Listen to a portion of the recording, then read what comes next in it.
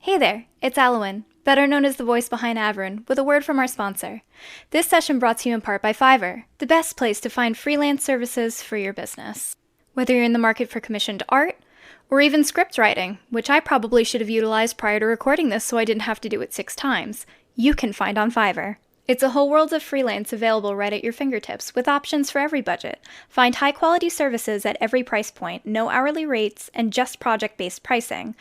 You'll find quality work done quickly, with the right freelancer to begin working on your project within minutes. Your payments are protected, every time. Always know what you'll pay up front, and your payment isn't released until you approve the work.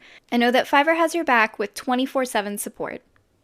Not in the market for services, but looking to augment your own income? Fiverr is powered by freelance artists just like you. So sign up today at Fiverr.com. That's Fiverr.com. Hi, everyone. This is JJ, the co-founder of Good Pods. If you haven't heard of it yet, Good Pods is like Goodreads or Instagram, but for podcasts. It's new, it's social, it's different, and it's growing really fast. There are more than 2 million podcasts, and we know that it is impossible to figure out what to listen to. On Good Pods, you follow your friends and podcasters to see what they like. That is the #1 way to discover new shows and episodes. You can find Good Pods on the web or download the app. Happy listening.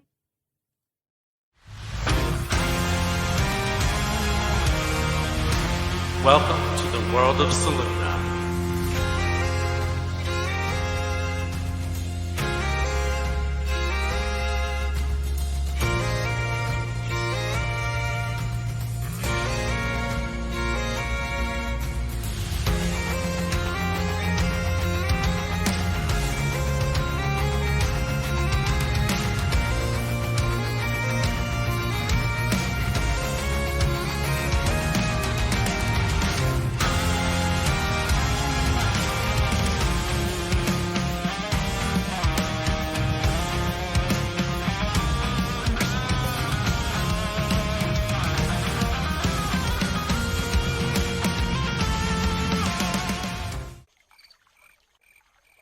Hello, everyone, and welcome to Queers and Spears presents the World of Saluna side quest, Bottom Sept.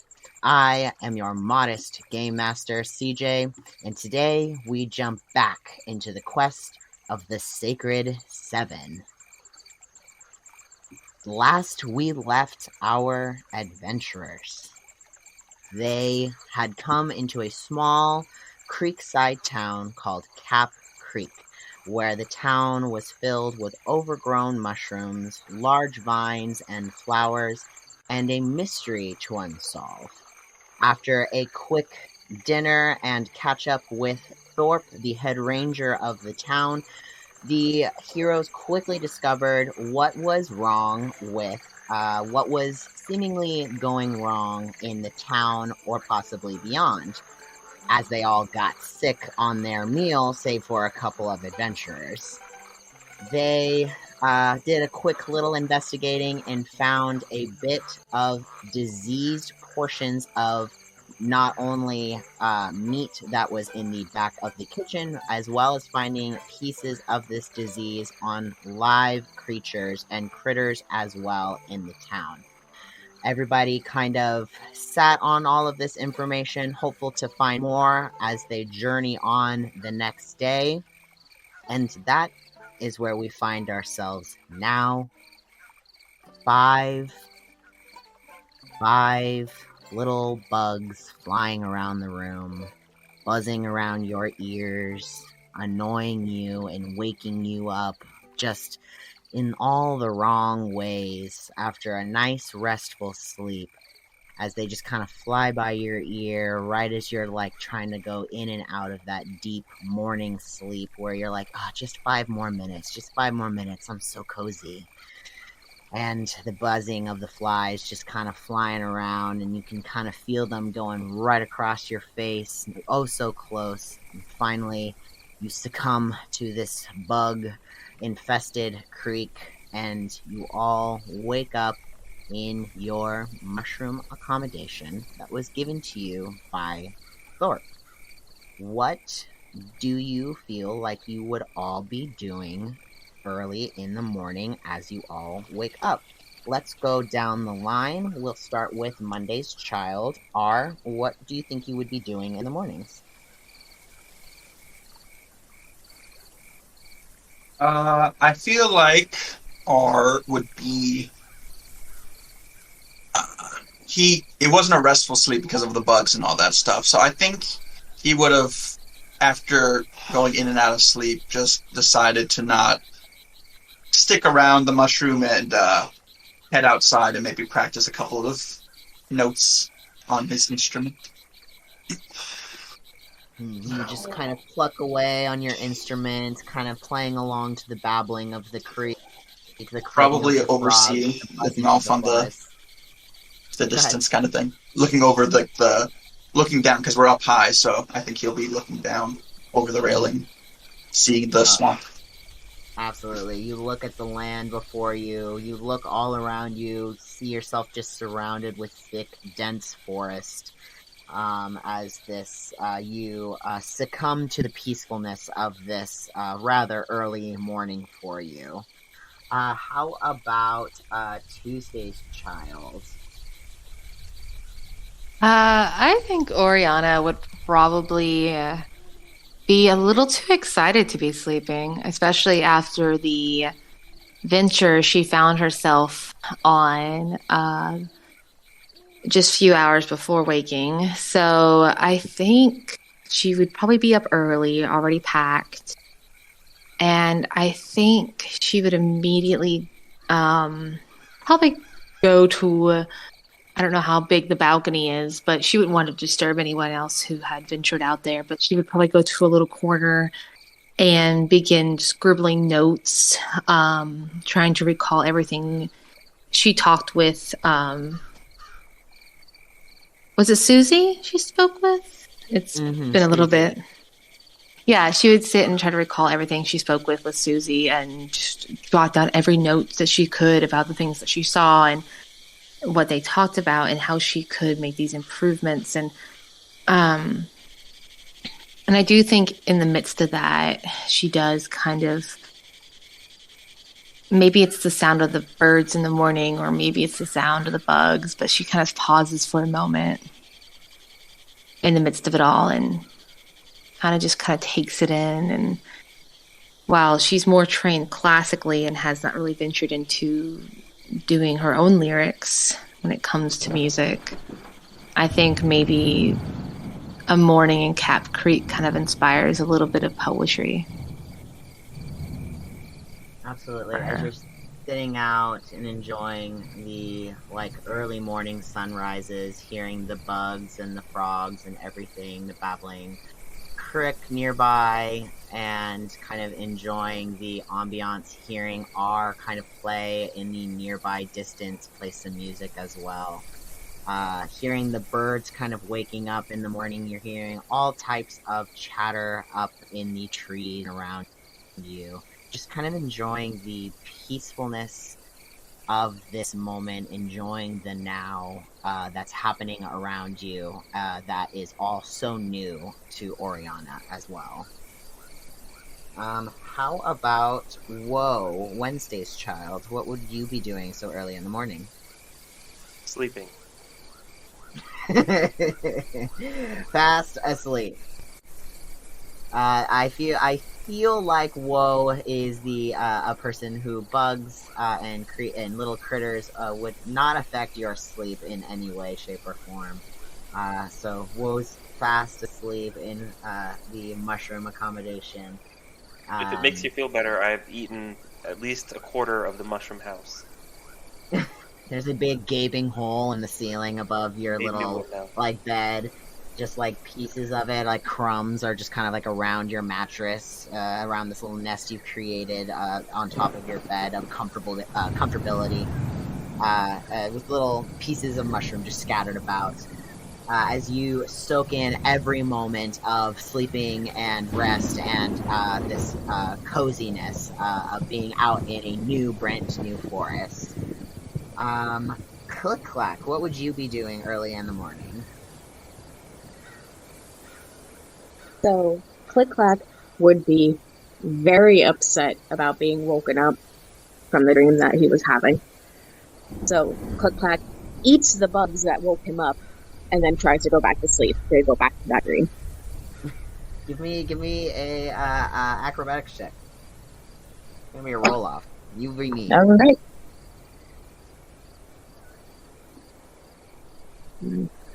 It's my acrobatics. Not great. Ooh, okay. That's actually going to be a 23. 23. Amazing. You are having truly one of the more wonderful dreams of your many things that happen to reoccur and occur within your dreams and nightmares. This was definitely one of the more special ones. So being woken up by bugs, you are definitely pissed, and you manage to snatch a couple of them out of the air as they're flying by, and kind of re-snuggle down into your little nest of blankets that you've created for yourself, similar to Woe in a fashion, just trying to soak in as much of the sleep, as much of the dream as possible. You try as hard as you can, but all you see is blackness behind your eyelids as your beautiful dream is engraved in your memory and was here for a moment. Noe, what would you be doing so early in the morning? I think she would try to be sleeping in, but her body is accustomed to waking up early, so I think at a certain time she's up. The first thing she would do is check the sending stone, because it's her only real connection right now to back home, to her children, to the kingdom, to McCuster, to everyone in general. So she would check that to see if she had any incoming messages. You do, in fact, have an incoming message. It is, in fact, a good morning from all of your children, that they all phoned in via Sending Stone to say good morning, and at the very end is one conjoined, "We miss you," because this is your first night away from your family. It is as jarring for them as it is for you to not be at your children's side this morning. She very gently is holding the stone in her hands, and she gets teary-eyed, and she'd absolutely just reply back, I love you all. I miss you dearly. I will be home soon. You send that off knowing it will reach your family with happy and gleeful ears. And you prepare your stuff for the day. Being up a little extra early as well kind of gives you that extra time as well. So now you have that time to now doff your new armor that you received, as well as properly sheath your new sword, getting yourself into the proper fit for the first time in 200 years. It's been a while, Noe, since you've had this type of armor and this type of the luxury of wearing armor and carrying a sword at your side. So if getting back into it takes a little bit of remembering, like riding a bicycle after a long time.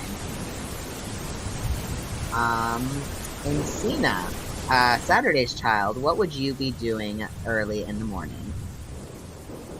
Honestly, I think Encina's already out and about pretty much at the crack of dawn, just kind of like...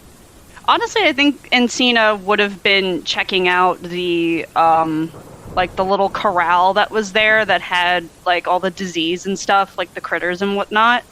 Probably just would have been looking at that and, like, surveying the town, kind of just seeing what there is to see without anyone guiding her, so that she can kind of look at things from her own perspective. But yeah, I think she's just kind of doing that, kind of patrolling. She's very restless by nature, so I think that's just what she's doing. She's just patrolling the town and looking around. as someone who's used to traveling by themselves, getting into their own stories and getting into their own dramas and their own adventures, you are used to traveling from town to town, kind of just looking around and seeing what's around and if anybody needs help and all these different things is something you're used to. So here in Cap Creek, as you're kind of like looking around, especially after what you found last night, just trying to kind of reinvestigate, touch bases, and see what the town is doing, go ahead and give me either perception or investigation check. Oh, surely. Make you use those I dice love in the RPG. I love when D&D Beyond just exits out of my character sheet for no reason. That's very nice of it. Ooh, that's my favorite. I love that. I had that shit all set up and it was like, no, fuck you. Nah, what's your modifier? Fuck you. Your modifier is fuck you. Figure that shit out. Figure As it if out. the numbers weren't hard enough. Math this time, bitch. I mean, it's hard. Math the inside of my ass, bitch. You know what? Give me 1 second, because sometimes it runs quicker on my mobile. Okay, yep, here we go. I already have it open on my phone. So what was those rolls again, CJ? I'm sorry. You're good. Either investigation or perception. Okay.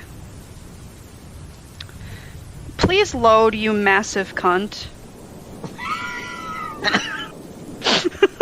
just... Please, for the love of God, work. Okay, you said in perception or investigation, correct? Yeah. Yes. Okay. Alright, beautiful. Okay, so my perception is a solid 0, so let's see what we get. Okay, not too bad. We got us a 14. Not bad, not bad.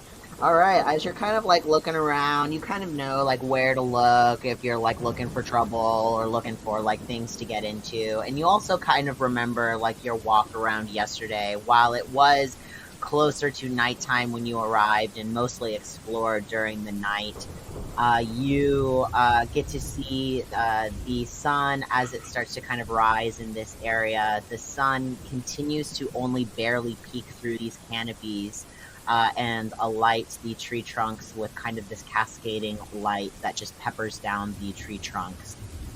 And you're kind of like looking back into some of these things that you were and your teammates were looking at before. You notice that there are a couple more townspeople running around lately. It's not necessarily running around, but like groups of bullywugs who are like tending to certain areas. As you're kind of looking around, you see that there are a group of what seem like cleric bullywugs or priest bullywugs who are going around and actually purifying and blessing all of the food and the critters and everything to assure that all disease is rid from their food. Regardless if it does not affect them because they're immune to poison damage, they are just blessing it for the sake of, hey, you know, if we have anybody else come through here, we don't want to make the same mistake twice. You are kind of like looking around, you see that there is a breakfast feast kind of being put together for you all that you're passing by, like one of the main larger trees that houses more of the store type mushroom shops on. So the larger tree, like right in front of that area on the actual floor, is where they're setting that breakfast area up for you. But yeah, so you see that there are immediate changes to some of the findings and things that you have brought attention to Thorpe yesterday. There's already an immediate purification and curing of all disease and poison and all of that kind of damage, as well as trying to make amends and set you up for your journey today. Okay, awesome. I think Encina's very pleased with that response, and we don't have to get into it because I know we've got a pretty long session today, but Encina will just kind of go over and see if any of the groups need help, and she will assist in purification if necessary, if needed. Yeah, absolutely. Do you do you have that as a spell slot or anything like that? Yeah, I have. Yep, I have purify food and drink. Amazing, awesome. So what I'll say for this like role play moment is I'll say go ahead and take off like 2 of those spell slots for the purify food and drink, like at the basic level of casting. I think that's first level, just to say this is your contribution to you walking around and helping like purify the food, helping like set up and like making sure things are like set in stone. But we will, instead of like role playing this specific out, that's how we will handle that. Like, we'll just say during the morning, you walked around, found all these information, and also helped the locals in purifying the food and setting things straight. Okay, sounds good. Sweet. Awesome. So, last but certainly not least, we have Sunday's child. Freya, what would you be doing early in the morning? This is Freya's first night away from his own bed. Freya had a decent night's sleep, I think. And I think if you were to walk up upon his bed, he'd be laying on his back, arms across his chest, staring at the ceiling with a look of anger.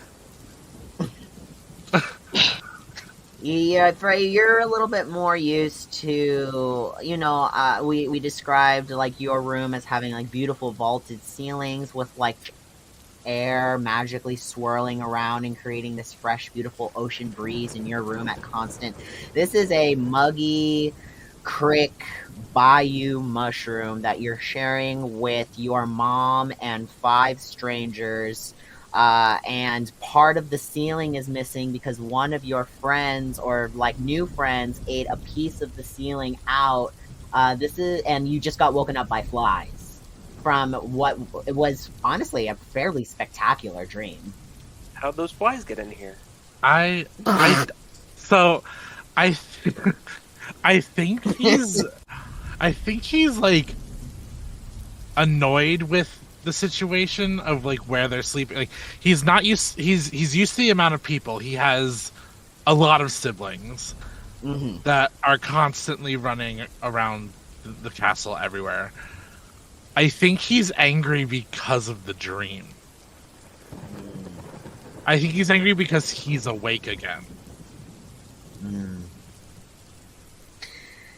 I can understand. I know that there's at least one other person in your party who feels the exact same way. I understand the sentiments. It's frustrating to wake up from a dream that was so perfect in so many different ways and so informative and so exhilarating that waking up to the situation that you're currently in, while it's not absolutely terrible, and it's not like shambles or anything, it's not where you were within your dream.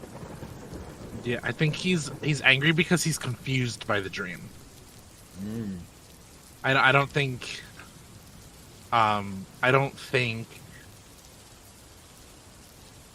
the dream was happy, but there's a lot of feelings that he felt that he didn't understand.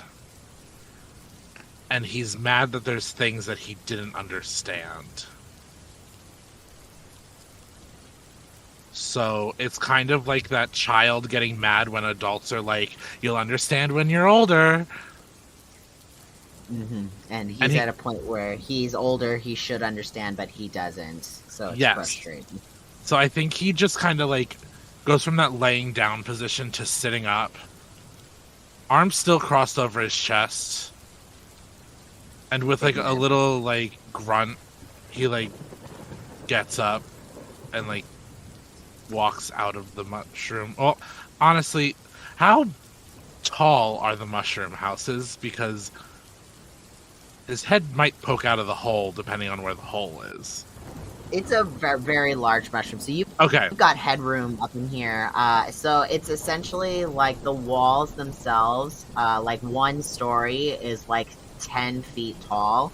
And so it's about like 15 feet in total from like ground of the mushroom to like where the like ceiling meets the roof, like, or the ceiling meets the wall. Okay, so I think he stands up and he just is kind of like, well, I think we should deal with this corruption that's going on. If we are to move forward.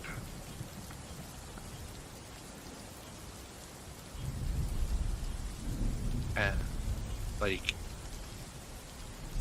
I guess he's walking and saying it so that, like, anybody he passes hears it. Like, he knows, like, obviously, like, he doesn't see Encina, so, like, he knows Encina's probably out doing something. Yeah, so Encina and Oriana are currently outside or out doing things. So Noe, Woe, and Click-Clack are currently inside. So they would probably hear Freya say that. Yeah, so he probably says that walking to the door, but Woe is still asleep, though, right? Yeah, Woe is still asleep. What does Freya say? He says that he thinks that we should deal with the corruption or figure out more so that we can move on instead of staying in one place for too long.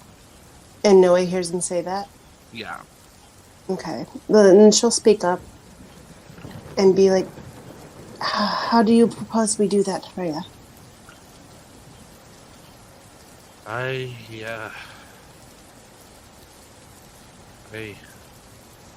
didn't think it fully through. I'm still waking up. That's okay, my dear. That happens. I think you might have something to it, but I think that we owe it to the rest of the party to discuss it. Maybe over breakfast. Just don't eat the meat again. No. I am far past that, and I'm far past the bread bowls. Well, as you guys are all kind of chit-chatting amongst yourselves, waking up, collecting your things, and kind of packing and preparing for your journey ahead today, Oriana and R would be the first to see Thorpe approaching your mushroom. He's got a couple of, like, scrolls that are kind of, like, tucked into, like, a small, like, makeshift, like, knapsack. It looks like he just kind of, like, tied a rope around the scrolls and then tied the rope kind of, like, in a backpack fashion around his body, and is, like, bringing it over, and he's like, oh, howdy, guys. I brought some stuff over to kind of give you all the rundown before we had breakfast. So that way we can all just enjoy breakfast and we can do business first. I'm quite all right with that. Good morning to you as well. It's quite a bit of paper you've got there, yes. I suppose you have a lot to talk to us about. Yeah. I was up for a little while last night, like making sure I had all the details written down.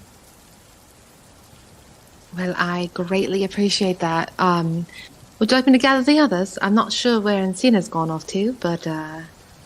Oh, she should be here soon. I ran into her down in the town. She's just finishing up one thing, and she'll be joining us. Wonderful. Okay. Maybe this would be better discussed inside.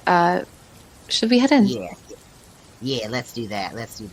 And he just kind of, like, nods and, like shimmies the rope on his back a little bit, like adjusting the backpack on his back a little bit, and walks in. Are you going to come in along as well? He was also addressing to you as well, as he walked up to the mushrooms. Yeah, R is gonna make his way in, collect his stuff from where he was sleeping, and start getting ready, I guess. Awesome. So you start getting ready. Thorpe starts kind of, like, laying out some of the pieces of paper to kind of give you guys all the rundown. Encina, you walk in shortly after, and as you guys are all finished packing and collecting your things, you gather around this little small, like, toadstool of a table with all of these different scrolls and papers and little, like, strips of papers just kind of, like, glued and stuck onto each other in this kind of, like, makeshift, like, making sure that all of the information is as clear and concise as possible without having to rewrite it. And he's like, all right, so here's the information that I have for you about where you're going. So you are going from here to Fort Jan. It's going to be about 6 hours worth of traveling, so not too bad today. I know you guys traveled a little bit longer to reach Cap Creek last night, so it's going to be a little easier on you today as far as travel. But when you get there, you're talking to the general when you get there. She's the one who's going to be expecting you. Her name is General Mossy Searhart. And as Thorpe says that, you have a small little connection in your brain. The last name Searhart came up last night and it's coming up again. So that kind of grabs your attention a little bit when he starts saying that a little bit. And he's like, so she's going to be this real nice lady who is like holding down the fort. She's, in a manner of speaking, she's the main general over there and kind of the shot caller, as you will. She is down there planning on meeting y'all. I did want to give y'all some information about like where you're headed to. Fort Jan is doesn't have a whole lot of people in it, but all the people in there are real nice. Got a great kindred spirit to them, and it's real nice. You're gonna meet a lot of good people, and they've got a lot more information about like what's actually happening out here with this apparent corruption with all this like food and the critters and all that stuff. But is there anything that you need from me specifically as far as like information or anything like that? This Spearheart, did she give their first name? Yeah, I think the Searharts have actually been major generals at Fort Jan since like the Great War, actually. But you don't know which one will be there. The one in charge, I think, is maybe the only one who's there right now. At least to my knowledge, that's the only Searhart that I know. It's going to be General Mossy Searhart. Noe just appears very contemplative, and she nods. She goes, "Thank you. That's all for me." Actually, Thorpe, I got a question for you, if you don't mind. You ain't, and none of the townsfolk ain't seeing anything weird going on around the perimeter of the forest in recent weeks, months, anything like that? Well, as a ranger, I do see a lot of weird things out there. Things that are, I would say normal, and also things I'd say abnormal. As a very large frog, a lot of creatures, some of the larger creatures, sometimes think I'm more food than I am friend. So I do. There are creatures and creatures out there.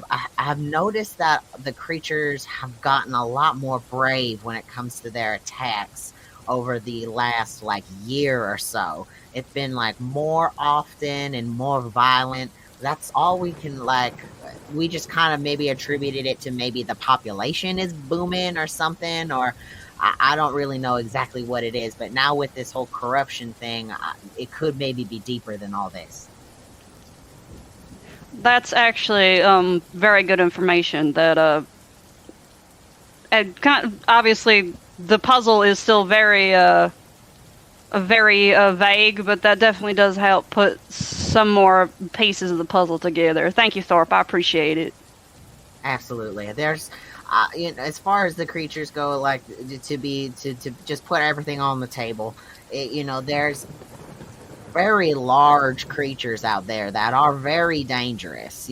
But there are also itty bitty tiny bugs that are great for nutritional health. So it's like a big gap in between the things you can eat and the things that eat you. So there are creatures out there whose heads touch the canopy. Wow. Sounds pretty big. Have they the large creatures, have they always been kind of part of the ecosystem, or are they new as well? Well, the large creatures have always been a part of the ecosystem, but usually the larger the creature, especially if their heads are almost touching the canopies, they usually are like not meat eaters. Like some of them can be, but they've just been getting more and more aggressive over the last couple of years. And especially, it's weird thinking some of the ones who aren't usually aggressive are becoming aggressive, and it's just not right. I'm just thinking maybe there's a change in the ecosystem or something, but then again, corruption, new information, there's got maybe a connection there too. Right. Yeah, absolutely. Just one thing I wanted to touch on that, but like what you were saying before, definitely disease could play a major part in their personality shifts. If you ever think about a wounded wild animal tends to lash out at you, so it definitely could be a case of like the disease has gotten the best of them and maybe they're in pain and maybe they need to be healed, fixed. I don't really know, but that's a good thing to keep in mind. Thank you. Absolutely. That's really great. You see, he actually is like kind of like writing down a little bit what you say is like, like try healing, try restoration, try this, like, and trying all these different things to like try and like fix this situation. Is like basically making a checklist of like information that he can try as well, and then pass along up your journey to help you while he stays in Cap Creek. I love him. He's so good. He's so pure. He is. He's such a good boy. If I may, I do have a question, Thorpe. You have mentioned that many of the animals are affected by this. Have you noticed it just being the more, just, how do I say this? Is it just like the livestock you've noticed, or is this also affecting creatures that are more of the fowl family, or insect, or amphibian? I mean, I want to know what we could be experiencing. And have you noticed if the plants are being affected as well? I just want to make sure we're going to be going into somewhere that if we need to stop and eat some of the wildlife, we're not going to end up getting sick again or potentially infected ourselves. You see, he kind of like sits and like ponders this information. Like, give me an insight check. Absolutely. Give me 1 second. I'm mobile tonight, so I'm having to figure out the app again. Fair. Like, I don't remember how to use this. Okay. That is going to be a 18. An 18. You see that the thought across his face that he wasn't even thinking that it could possibly be affecting the plants.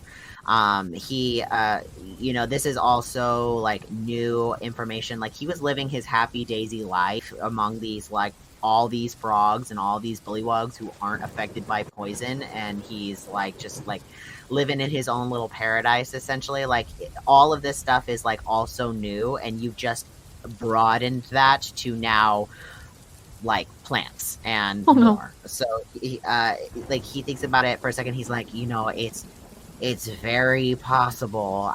Some of the plant life has gotten very large over the last couple of years.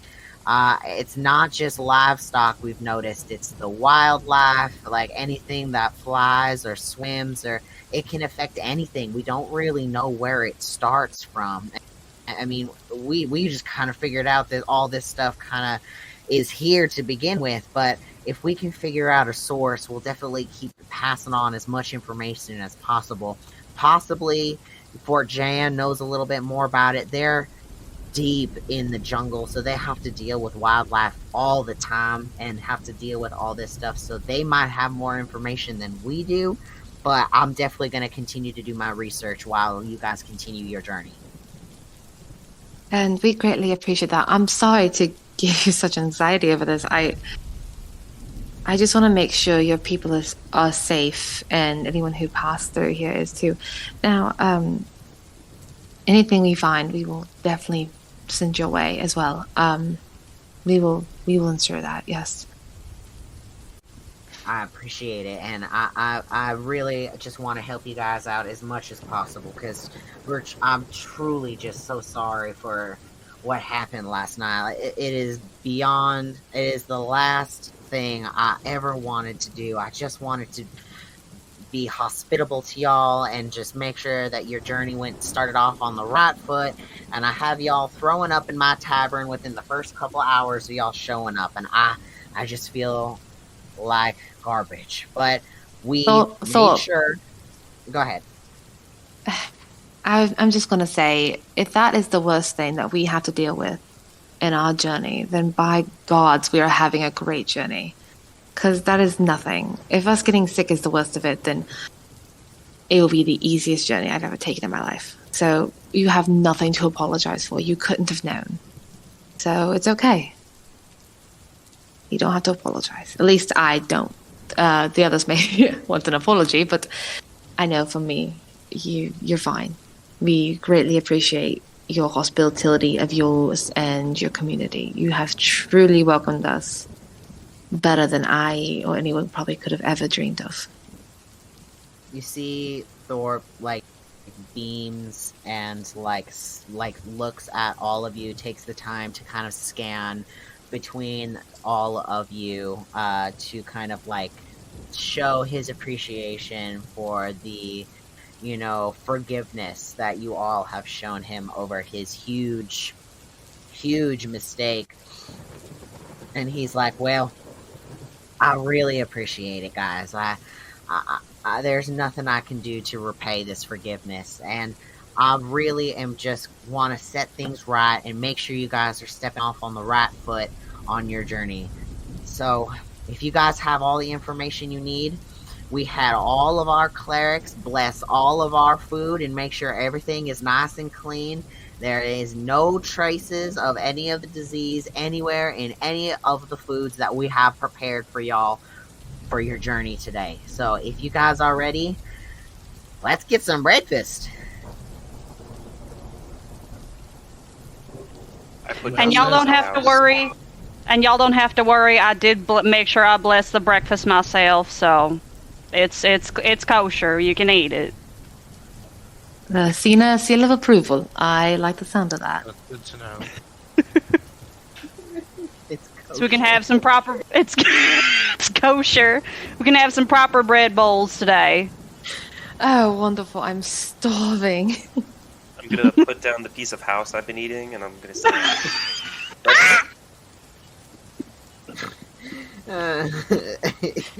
You see just pieces of mushroom on the corner of Woe's mouth, and her pockets are just full of what is very obviously mushroom cap sticking out of the top of her pockets. As you all gather your things and follow Thorpe down the tree to the stone center of the town, right outside of the largest tree here amongst Cap Creek.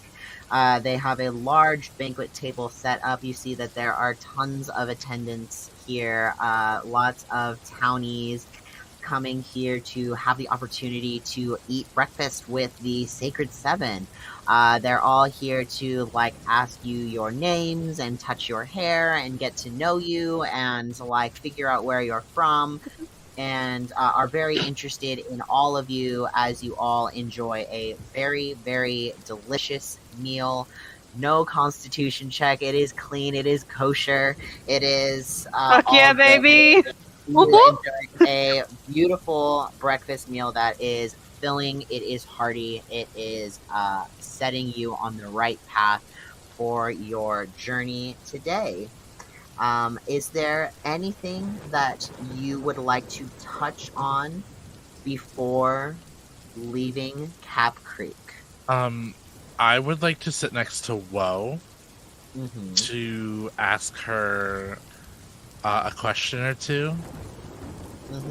Go for it. I think Freya was up a lot longer than we thought he was. And I think he sits down next to Woe and goes, is it possible for you to help me find something on the way? You're the one with the most information of this side that I know of. And it has to do with the flowers. And he's gonna show you a drawing. It's not the best drawing in the world, but it's like a very particular flower, and it's like smudged, like a purplish bluish color. And he's just like, this is a favorite flower of a friend, and I'd like to get them some on the way. Well, I can see what I can do. It is a very nice picture. Tried my best. Good. How you say, sports? I'm better at those than drawing. So, also, any knowledge you can impart on me of this area and the Feywild, I'd really appreciate. Where we are now? Yes, your home. This place is your home, correct? We're in Cap Creek still, right? Yeah. He's like worldly this place, not like exactly this place, but he may not be coming off that way. Kind of coming off a little racist. Or socialist? What is it? Prejudice? Prejudice could work. Prejudice feels right. Prejudice, yeah. But I will say that this is not the Feywilds. This is Frog Place. Well, not exactly here. Like, not exactly this town. Like, behind tree then? Puppet. Still... Ah, yes. The entirety of Puppet.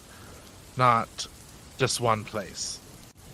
I know you're not from the entirety of Puppet, but you may be one of the people with the most knowledge. Can I try and do a nature check, I guess, on this drawing? If I can identify it for him? Yeah, go ahead. I don't know what kind of other check I'd make. Yeah, nature sounds about right. Nice. 11. 11. Beautiful. Yeah, so you...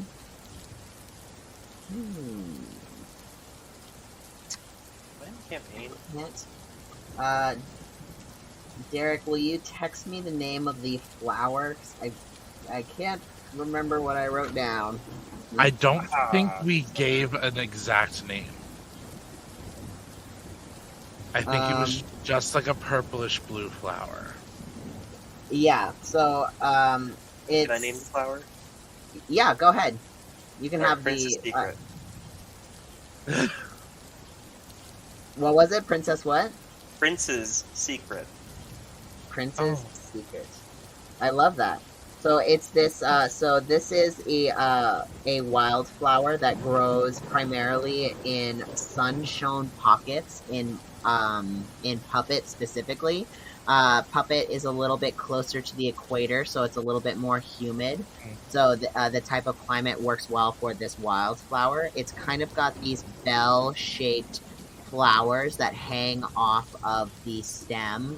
It's kind of a longer, it's kind of like a mix between like a bluebell flower and lavender in a way. But it is a naturally occurring wildflower in Puppet. I think... Oh. Can I just produce it then with Druidcraft? 100%. Then That's what I'll do. we'll It'll just, start growing out of my hair. Frey, you just see that this flower that was just in your dream and now on a sketch is now growing from Woe's green locks. Not to be. It kind of looks like my green hair twirls together to create stem, and then a flower buds from it. Oh, beautiful. You are amazing. Yes. You said it's Yes. you said it's called the Prince's Secret. Yes. I think he's not even trying to hide it. I think Freya actually like smiles and blushes at hearing the name. Mm-hmm. And looks at Woe and goes, It fits you. I don't think I'd feel right taking it from you. Well, I am not the prince, so if you do not want it, we make tea. I agree. Let's make tea. So and you I'm going to pull out a teapot. Mhm. And I will have tea. Are we on a Woe. carriage or? We're at we breakfast can right say now. I that this think. is like at breakfast, so there are like then tea I don't have to kettles pull out a available. teapot supplied. Yeah. Mhm. Yeah, so you just take a fresh teapot, dump out the tea, put some boiling water in there, and create your own Prince's Secret tea, and share this moment with Freya. Is there anybody else who would like to do anything in Cap Creek, either at breakfast or before we leave the area? I am good to go. I should find just- like a fire spell so I can make my own tea. Just on the go. I have great water. There we go. So you're almost Druid there. craft, like that's half of it, right? Yeah, you're almost there. Like truly, you're like one step Just away need- from making your own tea. Control fire or something. Yeah. There you go. I think this is just something she'd wanted to do before she forgets. Besides going and thanking Susie one more time for her help the night before, and kind of just generally chatting about the things they had the night before, I think she would look for Freddie, because she would like to ask him a little bit something pertaining to music. Because she did hear him playing that morning, and she's heard him before, but as a bard, music was not the biggest focus her parents put her on. They had her focus more on dance, because that could attribute to, much like her siblings, into a fighting style. But she was trained classically, but since she doesn't really have much experience with something that isn't, classical or just regular sheet music, she's very fascinated with that. So I think she would try to spot him in a crowd as she can, knowing he probably likes to blend a little bit, and would walk up to him and say, pardon me, I heard you playing this morning. Was that an original? Are we currently within earshot of the frog guy? Thorpe, give me a perception check.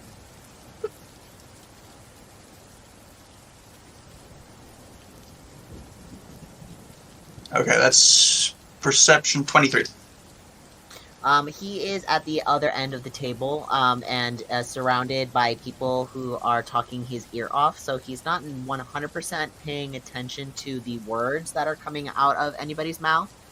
But you do catch, occasional, glances, just making sure that everybody is still comfortable, but he does not have your attention. Okay. Freddy's gonna say... And what... Can you be more specific for what you're looking for? I'm just asking if you wrote the song that you were playing this morning. I've added to it, but I did not come up with the original melody, if that's what you're asking. Oh, fascinating. Do you write your own music? Are you a lyricist? No, I do not. I usually play either small medleys that I've heard around. I do know songs that I can play to secure lodging or a meal, but I tend to just fiddle around with the instrument and see what comes out. Fascinating. I ask because I have not met many bards in my life. Frankly, the only bards I knew were my teachers. But, you know, I heard you play this morning, and it was wonderful. As somebody who hasn't really experimented with playing with the music, I thought maybe if we have time down the road, that's something we could possibly aid each other with, you know, bard to bard. Since we are masters of that craft, maybe that's something we could work towards, breaking out of the bars, as they would say, the bars, as they would say. Oh, who would say? I don't know. I'm talking out of my ass at this point. But yes, is that something you'd be interested in? I know we're not really friends. None of us really know each other yet, but no problem playing some songs together. It'd be a fun experience. We can even invite Woe, who has challenged me musically as well. Ah, yes, I would love to know what Woe can do. Woe is very fascinating. I've never seen anyone just eat things. Well, it could be part of the culture in Puppet. Maybe we should be eating whatever we come into contact, to be not impolite to the natives or locals. I like the way you think, but I will be casting Purify food and drink just to be safe. I do not want to get violently sick again. Well, it's not only the food here, but Woe has introduced me to a fun treat. And Freddy will be pulling out a gold coin. Mm-hmm. And I want to try and sleight of hand fake eat the coin. I love that. So that's gonna be so whoever is it's just Oriana and R, I believe, in this moment. So this is gonna be insight versus sleight of hand. Alright. Oh. 17, 14 plus 3. That's your DC. 18? You got 11 plus 7? Oh, I won! Damn, hold on, wait. Let me see. Well, I got this. No, it's good. Go on. Blood, dice, dice. Blood, dice, dice. Oh, wait a minute. Hold on. Let me read the rolls. So, as a quick reminder, as you're reading it as well, just for the audience as well, blood dice I forgot about that.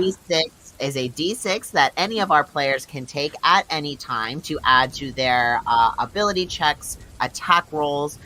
They can only take one per action or one per ability check or turn. Right. But they can just stack that on top to help give them a little boost to their hits, to their little DCs and stuff like that.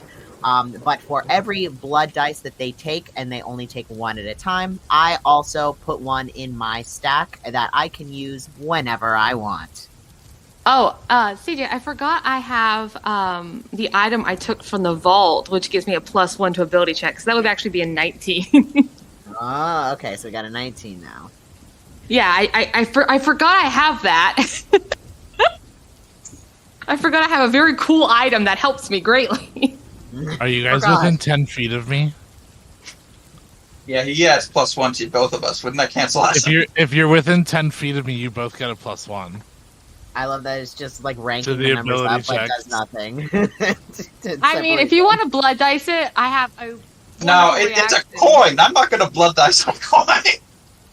I mean, come on. I mean, Actually, maybe if it was more important, but it's fine. You caught me. Congratulations. Wait, no. Actually, for storytelling's sake, can I actually fail this? Yes, you can choose to fail this if you would like to be in the moment for it. So you watch. In choosing to fail this, you watch R swallow a gold coin. And she immediately punches him in the stomach. No coin comes up, but R, you get punched in the stomach. She's like, "Oh my god, why would you eat a coin? What is wrong with you? My god!" It's really quite scrumptious. You should try one. And Freddy's gonna offer a coin while still putting his hand to his stomach, like, what the fuck? Nursing his stomach. I'm sorry for punching you. You ate a gold coin for God's sake. Why would you do that? That could make you sick. But it can also help you. Help me how? You never know if you don't try. You are something special, I swear to God. She's going to take the coin. Are you going to eat it? But she's not going to... No. Okay. She's like, I'm going to... Yeah, she's like, I'm going to go get you some tea. Just, please don't do that again. He's gonna just be stunned. Like, what the... I mean, you ate a coin. She's like, her reaction is throw up. So, boom. Get it out. Like I Freddy's said, out here like I have been punched. She's punched me. Freddy's just gonna grab some tea. He's like, I just shouldn't talk at all. That's how he's feeling right now. I shouldn't talk to anyone. This is also a person who has not experienced the world. You pretend to eat something, she's going to think you ate it. She may have a high intelligence, but she's... Freddy is currently Intelligence versus wisdom. Street smarts versus book smarts. Exactly. Yeah, given she has a 19 in intelligence, yeah. Freddy's just going to enjoy the tea, try and calm his stomach that is now upset, and make a reminder to himself to warn Woe so that they don't get punched. No, it's okay. She's seen Woe eat a house. At this point, Woe was okay. I've already eaten more. What was in the clear? An iron fucking like, stomach. She will also grab him a scone and apologize profusely. You guys make up and apologize for the miscommunication of the gold eating, and enjoy your the rest of your breakfast and this little festivities. I think then, is there anything else that anyone else would like to talk to or do? Is there anything else? What is Woe doing right now?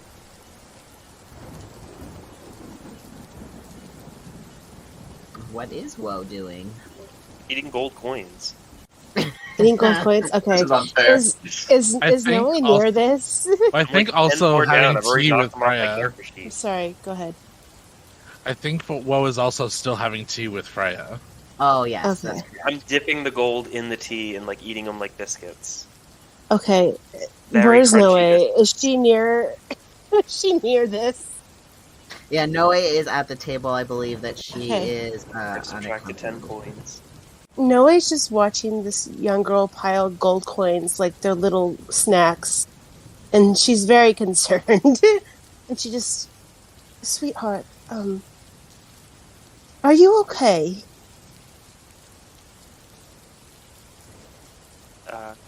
I'm very fine, thank you. Would you like me to find you something else to eat? Oh yes, please. Okay. Oh, let's set the coins down. What's your favorite thing to eat from home? For what? From home, what is your favorite meal to eat? Tea. Tea, and what else? There must be something perhaps your mother would make, or... Well, my Oma would make a porridge. Very tasty. Maybe you and I can go on a little adventure and find you some porridge. Instead of what you're eating. Is it coin? The coin, yes. Do we want? Oh no, my dear. I'm quite all right, thank you. They are you not see, so much for the flavor, but no, but you know what is? A bowl of porridge. Now let's set these down. And she's like looking at Freya, like, "Can you help me?" Freya's just like sipping his tea as he knows his mom's looking at him, like, what? Doesn't porridge sound good, Freya? Right now, porridge sounds yes, good. It sounds delicious. Yes. Okay, wonderful. What is porridge? I very much would like to try this tasty porridge you are suggesting. Okay, wonderful. Freya's confused. Freya has no clue what porridge is. Just confusion. You search this big, beautiful table for some porridge, and you find that there is like a big crock pot of like a mix between like a traditional like juk porridge with some like hearty pieces of like oatmeal kind of mixed in, so it's a little bit more like a mix between like oatmeal and juk. That have a bunch of little toppings kind of around it in little ceramic bowls, so you can kind of mix and match and make your own porridge how you like it. So, I'm not sure if Noe's eaten porridge. Noe has eaten porridge, but long ago. Yeah. Porridge is probably something you would have eaten when like rations were really thin during the war. But since then you have lived a life of luxury. And so porridge and juk are a distant memory for you. And I would also just assume that you would probably not put your children through that as well. So I know Freya probably has not had... Freya is grimacing at this food. Noe would not put her children through it until today because she does not want this poor little child to eat herself to death on gold coins. So she's going to take a bowl of porridge and kind of look to Freya, and would you like some as well? Sure. And Cena from across the table just goes, "Oh, fuck yeah, porridge!" I suppose we're all having porridge. I think Freya like leans into his mother's ear and is like, "What is this exactly?" It'll keep you full, but the taste isn't what you'll be used to. So if you don't like it, that's okay. But it's her favorite. Is it vegetarian? It can be. You can choose one vegetarian. Click Clack is going to walk over and in Encina's voice repeat, "Oh, fuck yeah, porridge," and get himself a bowl. That's what This is so cute. Freya, I think now that almost everybody's gone, "Oh, fuck yeah, porridge," Freya's like, well, if everybody's doing it, I will say this. Oriana has no idea what the hell porridge is. Oh my god. It is how you say slaps. Fucking throw up! I've never had to slap my porridge before eating it before. I don't want to eat something I have to slap before consuming it. Freya's actively slapping it. No, you don't. Listen, you don't want to slap the porridge. If you slap the porridge, it's going to go everywhere. You waste some good porridge. Which it slaps is just a term we common folk like to use. It means it's good. It means it's like really good. It means it's like bussin'. You know what bussin' means? No? Okay, that's all right. No, I hate to say this, but I have not had a lot of cruising. Straight cruising.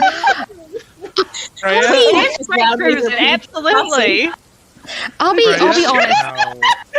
I think Freya's looking at Oriana like, what? And she's going to lean in to Freya and be like, they're speaking a language I do not understand, and I know several. Listen, y'all just got a lot to learn while you're out here. Don't worry, we'll show you the ropes, I promise. Please do. I have been wanting to explore the world for ages, but my parents wouldn't exactly allow it, so this is new territory for me. And as for Freya as well, who many of us didn't even know was around. Listen, these ropes. I did not pack none. Newish. I have rope. Newish territory. Well, listen, I don't particularly blame y'all's parents for not letting you out of the house. You should blame mine. They're horrible people. Okay, well then I blame them. Your mom's lovely. I love her. Father, we already know how I feel about him. We already know how I feel about your father in particular. Yeah, but I'll slay my own father if I have to. Beautiful, Freya. wonderful. We'd love to see it. You see as Noe says Freya's name like that, he like straightens. All of Sorry. you, hush. It's quite all right, but don't do it again. Before that, I just want to say for your notes, Oriana, you can make a little note here. So bussin' equals really good. Slaps is also really good. You can use them interchangeably. They're very versatile verbiage to declare that something's really good or that you really like it. So like next time you have like, I don't know, like a really good like steak, you can be like, the steak is bussin', and that's perfectly like, that's, you know, just how it works. Can you say something slaps bussingly? I mean, you could, but that's a little wordy. That sentence a little wordy. So you could try. Encina. Yes, Your Majesty. What's going on? Years ago, in my travels prior to being queen, I visited this quaint little town, and they were very exciting. They would often hit each other in their excitement. Is that where slaps comes from? Oh, you know, I think it's entirely possible. I think I've been to that town once before. Noe's eyes light up. She goes, "What did you think?" Listen, like I love me a good excitable slap, for sure. Just like the people in that town, from what I remember, just very lively, very joyful bunch of people. So you know, I don't know if they originated the term. Definitely could have been. I definitely heard them using it a lot. Like I remember these two wonderful people that I met. I saw one of them slapping the other on the ass, and they're like, "Damn, that ass slaps." And I was just like, "This is just a great place to be." I just felt right at home. I think as you say that, That's Freya like slaps Oriana on the shoulder a little too hard and goes, "It slaps like that." Well, I'm glad to know I am slapping. Slapping, smashing. You're doing bussingly. Smashing. He's done with this conversation. He's gonna walk out the room. Oh no! Let's get to Fort Jan before this becomes too much of a That thing. was not very cash money of our. Oh god! Is that what you're What doing? is You're doing the cash cash money thing? Is that why you're eating money? I think Freya Become just goes cash and money? Freya just goes and sits and eats his porridge. Sadly, no. You have to roll to like it. Actually, We'll discuss terms that are used across the lands here of Suntura as you enjoy your beautifully curated bowls of porridge. It goes down smooth and creamy. It is warm and filling and fills you all up for your journeys ahead. I did add more gold coins to the porridge. As I just keep deleting. As you all finish up your breakfasts and pack up your adventuring gears for the day. Thorpe gives you the general direction and directions to get to Fort Jan, and sends you all on your way, ready to take on the next leg of your journey. You all start to kind of like wander through. You see as the forest starts to get thicker and thicker around you as you are starting to go deeper and deeper into this forest, farther and farther away from more concrete cities like Lenloch, and heading towards deeper, more untamed forests of Puppet. You are all traveling through this rather shorter journey to Fort Jan.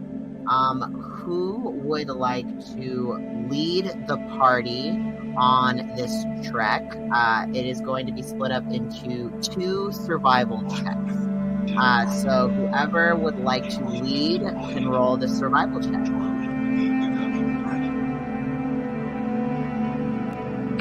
I mean, if no one else wants to, Encina definitely is, like, prefers to be near the front just so she can have eyes forward, but I know she also led the charge last time, so if anyone doesn't want to be in the lead, she'll take it. If someone does, she'll be in the middle. If you do go into the front, I'll join you, and if I can use the help action, because I am proficient in survival, but I don't think it's in Woe's character to specifically be the lead. I mean, yeah, Encina could just be, like, kind of guiding her along. Okay. Yeah, you're I welcome think Freya to take takes the up the help action rear. anyway. Okay.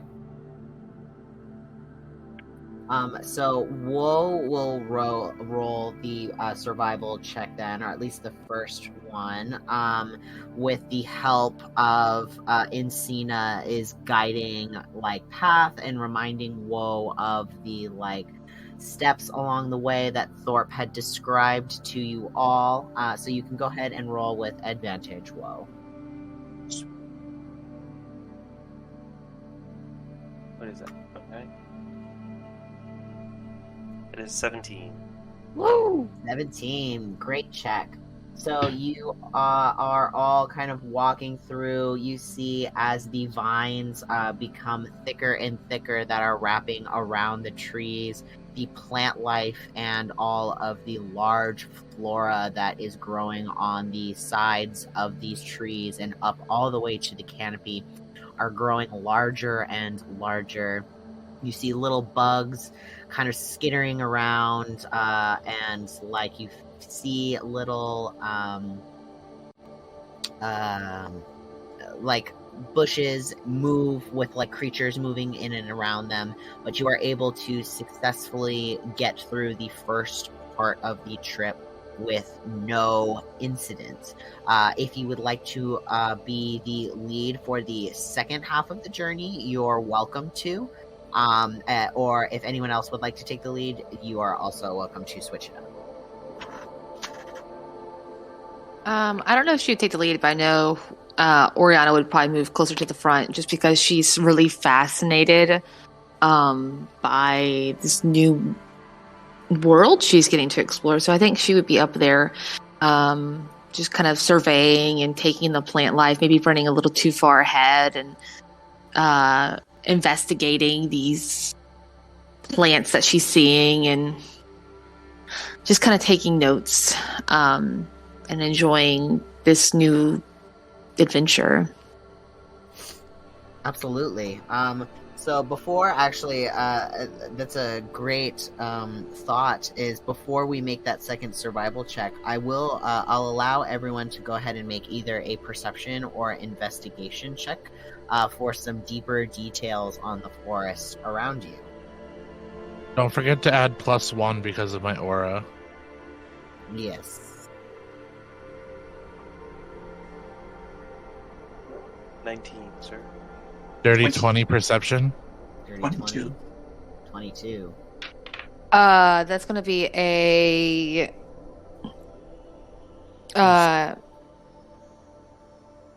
investigation 16. Sorry, 22 perception. Oh, sorry. That would be 18 on investigation. Awesome. Click Clack got a 24 investigation. 11 yes. perception. Perception. Incredible. Perfect. So everybody rolled really, really high here. So as you guys are kind of like looking around, getting deeper into the forest, you do kind of like look around and further investigate some of the plant life and also some of the creatures and the critters that are flying and floating and crawling around you all. The leaves and petals of these large flowers that grow up on the sides of these trunks are vibrant with like neon iridescent light. It's upon closer investigation as well, you see that there are some smaller on some of the really larger plants, like they span like 5 feet across in like total length. They have small little thorns that are deeper within the petals, to kind of showing that maybe you don't want to get too close and investigate these flowers super duper close. You see that there are bugs crawling all over the place, and there is wildlife all around you, birds flying around. You see small fox-sized creatures also kind of like skittering and playing and like running through the forests as well. Creatures of about that size, not necessarily fox looking, but about that size. But you see that there is quite a few, and you don't, especially for those who rolled over 20, you don't see any that are specifically acting erratically like Thorpe had mentioned before, but you do notice that there are some like ganglier looking animals out there, some that seem a little sicklier, but for the most part they seem to just be minding their own business. You can kind of infer from this on the 20s and over that maybe the infection isn't so potent where you are now, but it is still present from what you can kind of like see in some of the ganglier creatures that are surrounding you.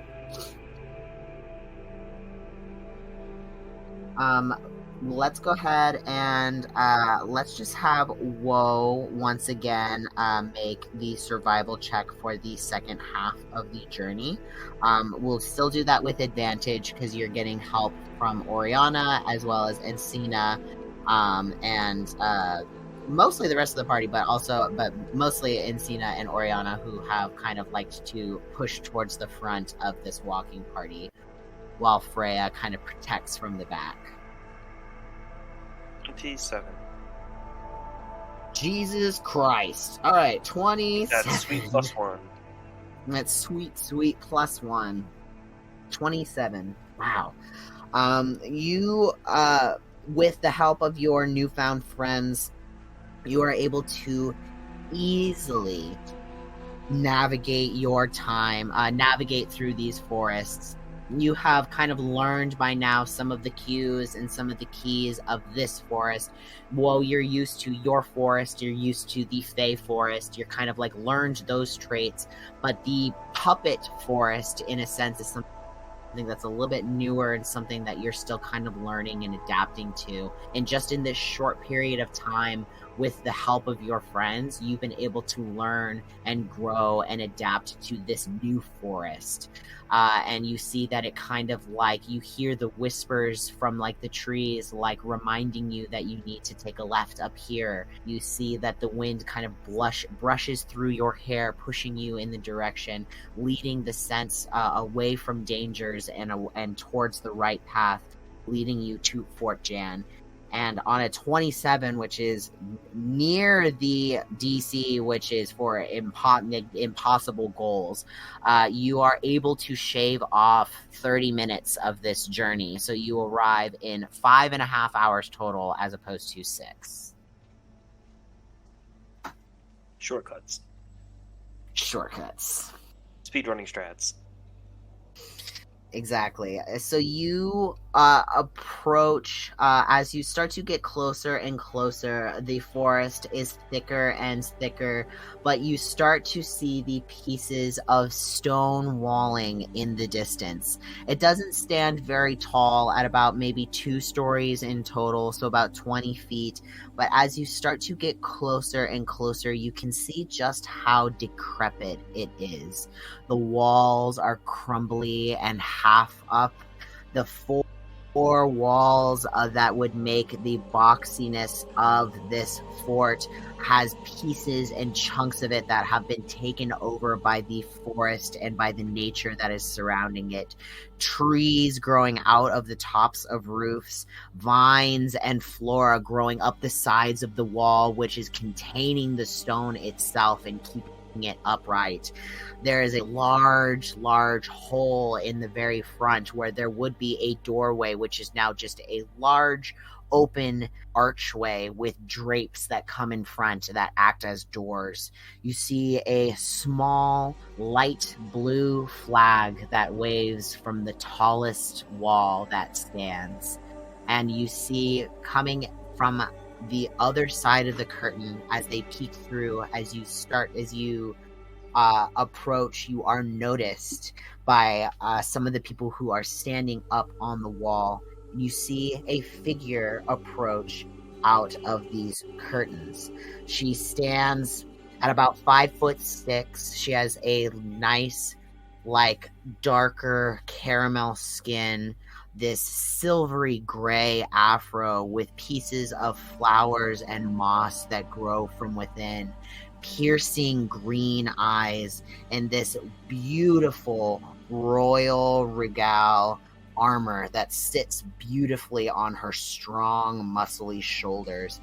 She walks out with a long sword at her side, with her hand down on this long sword, as she approaches and stands in front of these curtains, waiting for you all to approach.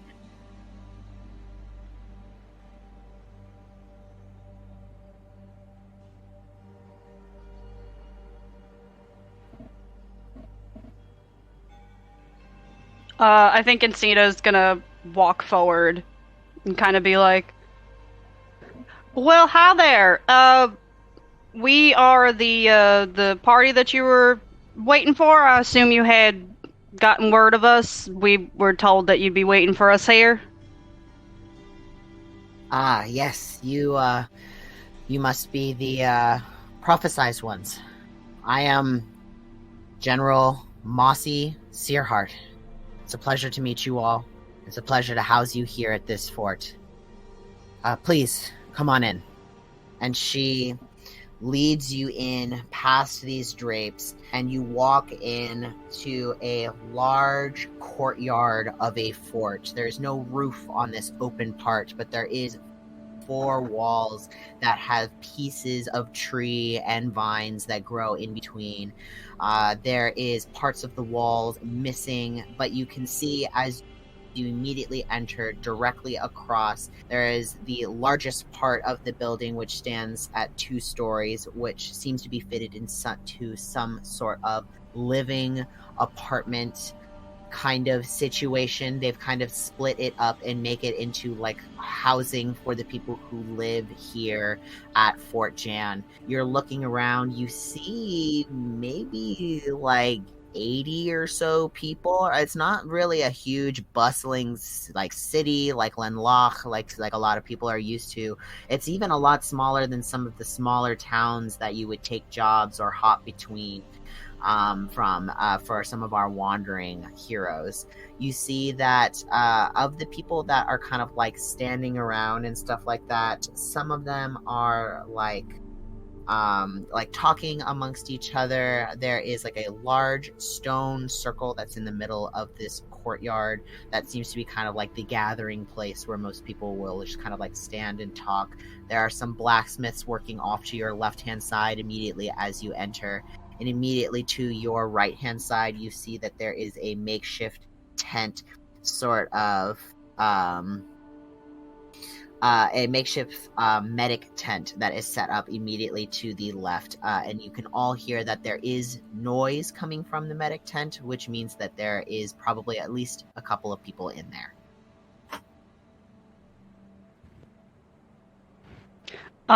Hearing the noise from the medic tent, Encina looks at General Mossy and goes, "You got everything all right, or something happened? I can hear kind of a commotion coming from over there." Well, I mean, something's always happening here at Fort Jan. Let's pull you into our, office, and I'll give you a little bit more of the rundown of what is usually going on here at Fort Jan. She starts to kind of, like, lead you off to the right-hand side towards one of the walls, which a door is erected and placed into the side of it. As you're kind of all walking around, go ahead and everybody give me perception checks for some deeper details. Okay. And then can I also do an insight check on General Mossy? Absolutely. Anyone that you would like can do some insight onto General Mossy. Yeah, so I'm going to roll my insight first, and then I'll do my perception.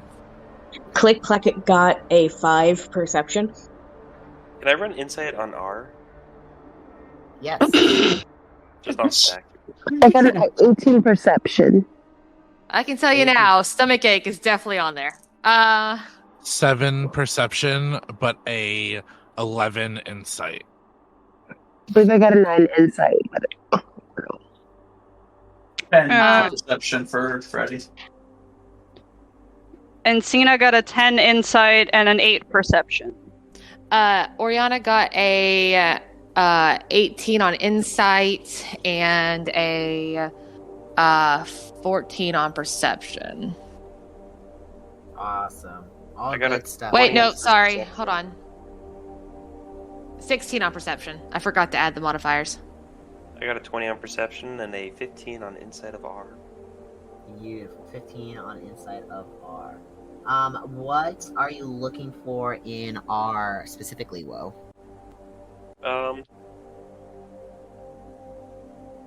I want to know if he's going to steal their lamp oil. He's gonna steal their lamp oil. Very specific. As you're kind of like looking over R and kind of like looking at the lamp, it looks like it is like full of oil. So you would think that the lamp itself is not in need of a refill, but you can't be for sure that R won't steal oil just for the sake of having more oil. But as everyone is kind of tasty treat. I wonder if he knows he can eat it. As you all are like looking around for the perception check on the fort itself, you kind of like poke around and like look around as you are being led off to the right hand side. You do get a peek into the medical tent and see that there is quite a few people who are placed up in cots. There is 2 healers which look to be kind of going like cot to cot and trying to help these people who are like look very like sickly. They're like pale and sweating and kind of like hunched over, like clutching their stomachs. You can see that some of the people that are like sitting around, especially those who are hanging over by the blacksmith's station, those who are kind of more dressed up in more like armor wear, they all seem to have like injuries on them in varying degrees of severity, from just like minor cuts and bruises like across the faces and arms and things like that, to fully like missing pieces of limbs, to even missing eyes as well. It seems like from what you're all gathering is that this place is either was just attacked or is under some sort of constant attack. As you guys are also kind of like looking around and then also looking into General Mossy, she seems to be a kind woman. She seems to, from basically right off the get-go, you can tell that she cares very much about the reputation and the people here at Fort Jan. She cares very much about keeping them safe and keeping them secure and making them feel safe and feel secure. that she is kind of a like no bullshit kind of woman. She may come off as a little blunt, but she is one of the more kinder people. You can see the kindness in her eyes behind a stern brow. But you get a sense of like comfortability in knowing that what she will tell you will be fairly straight up.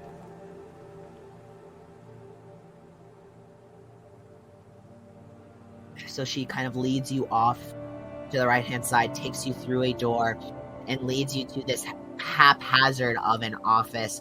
There's just a small desk. Papers are all over the floors and strewn apart across the desk. There are 2 chairs in here available on the other side of the desk, and 1 chair on the actual like desk seater side.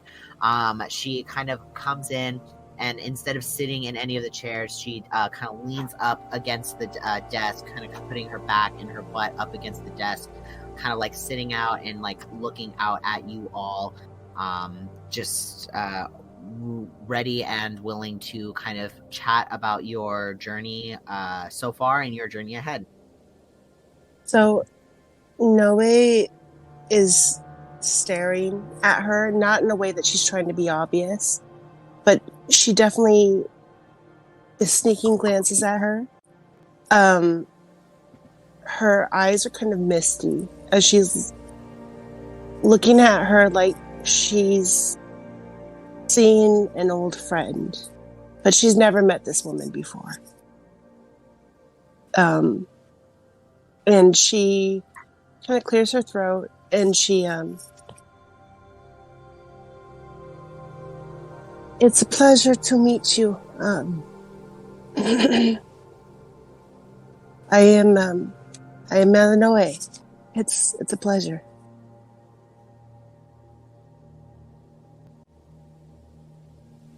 The pleasure's all mine.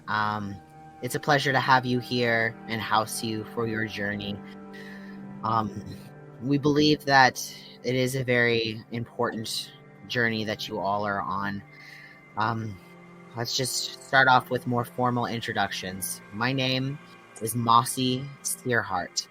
I am the great-granddaughter of Jan Searhart, the defender of Fort Jan, and the one who it is so named after.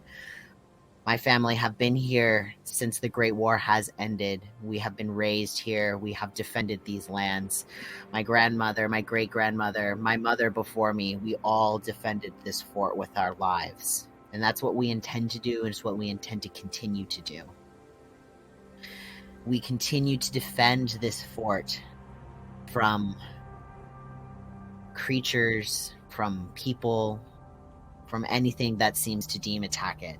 And more so over the past 2 years or so, the attacks have become increasingly more violent and increasingly more often. We've lost a lot of good people. And she kind of like looks down a little bit at the floor, kind of collects herself a little bit, and she's like, but I'm in charge now. And I am going to ensure the safety of my people and the growth of this fort and holding what is still here. And Noe, as you're kind of like as you were walking through and looking at everything, you remember Fort Jan when it was more in its prime, when Jan herself was defending this fort. It was not decrepit like this. It was not falling apart at the hinges and the stone crumbling away. It seems to have taken some damage from some pretty large creatures or just large hits in general. I think when she looks down, Freya kind of pipes up and he goes, "Are you the last Searhart here?" No, I'm not the last Searhart here. I do have a daughter and a son whom I rarely let leave the fort, but they are here. They are safe. And And your grandmother, is she still here with you? She is quiet for a moment. It does not break eye contact with you. And she says, my great-grandmother Jan fought bravely until the very end.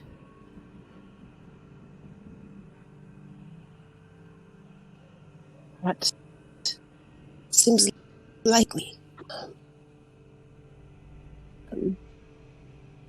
I knew your great-grandmother long ago. I can't imagine a way for her to leave us. Saddened by that news. I'm so sorry for asking. She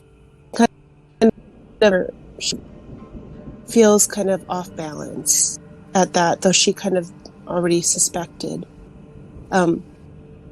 What happened here? It was so much different last I've seen.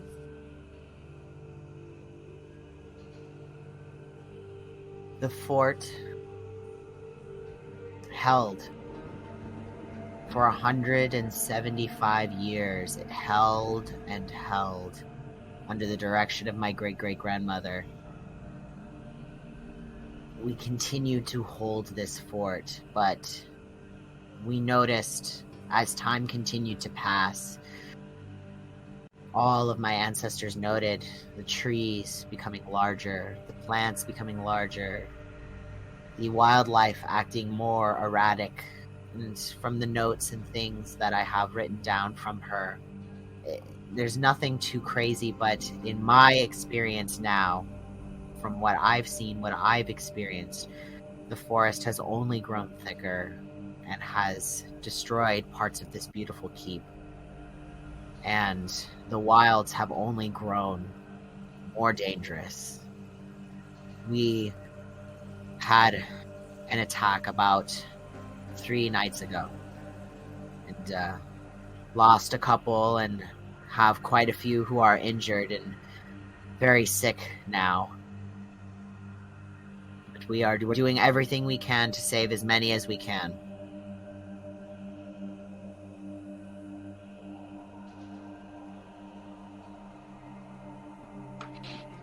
What you said you got attacked. Do you know by what? By a megafauna creature. Is a creature who is one of the larger of those who roam these wilds. Usually these creatures don't want anything to do with us, but over the past 5 years, they've grown increasingly and increasingly more violent. And especially this past year, they have acted on this violence. And this large creature, we don't really see that rarely. We see very rarely, but it is called a Furna. And it's this large creature with large horns that branch out at 6 feet in total. And it usually eats plant life, but it is... A few of them have been acting very crazily. We've been taking them down as we can, but it's not without losing a few of our own.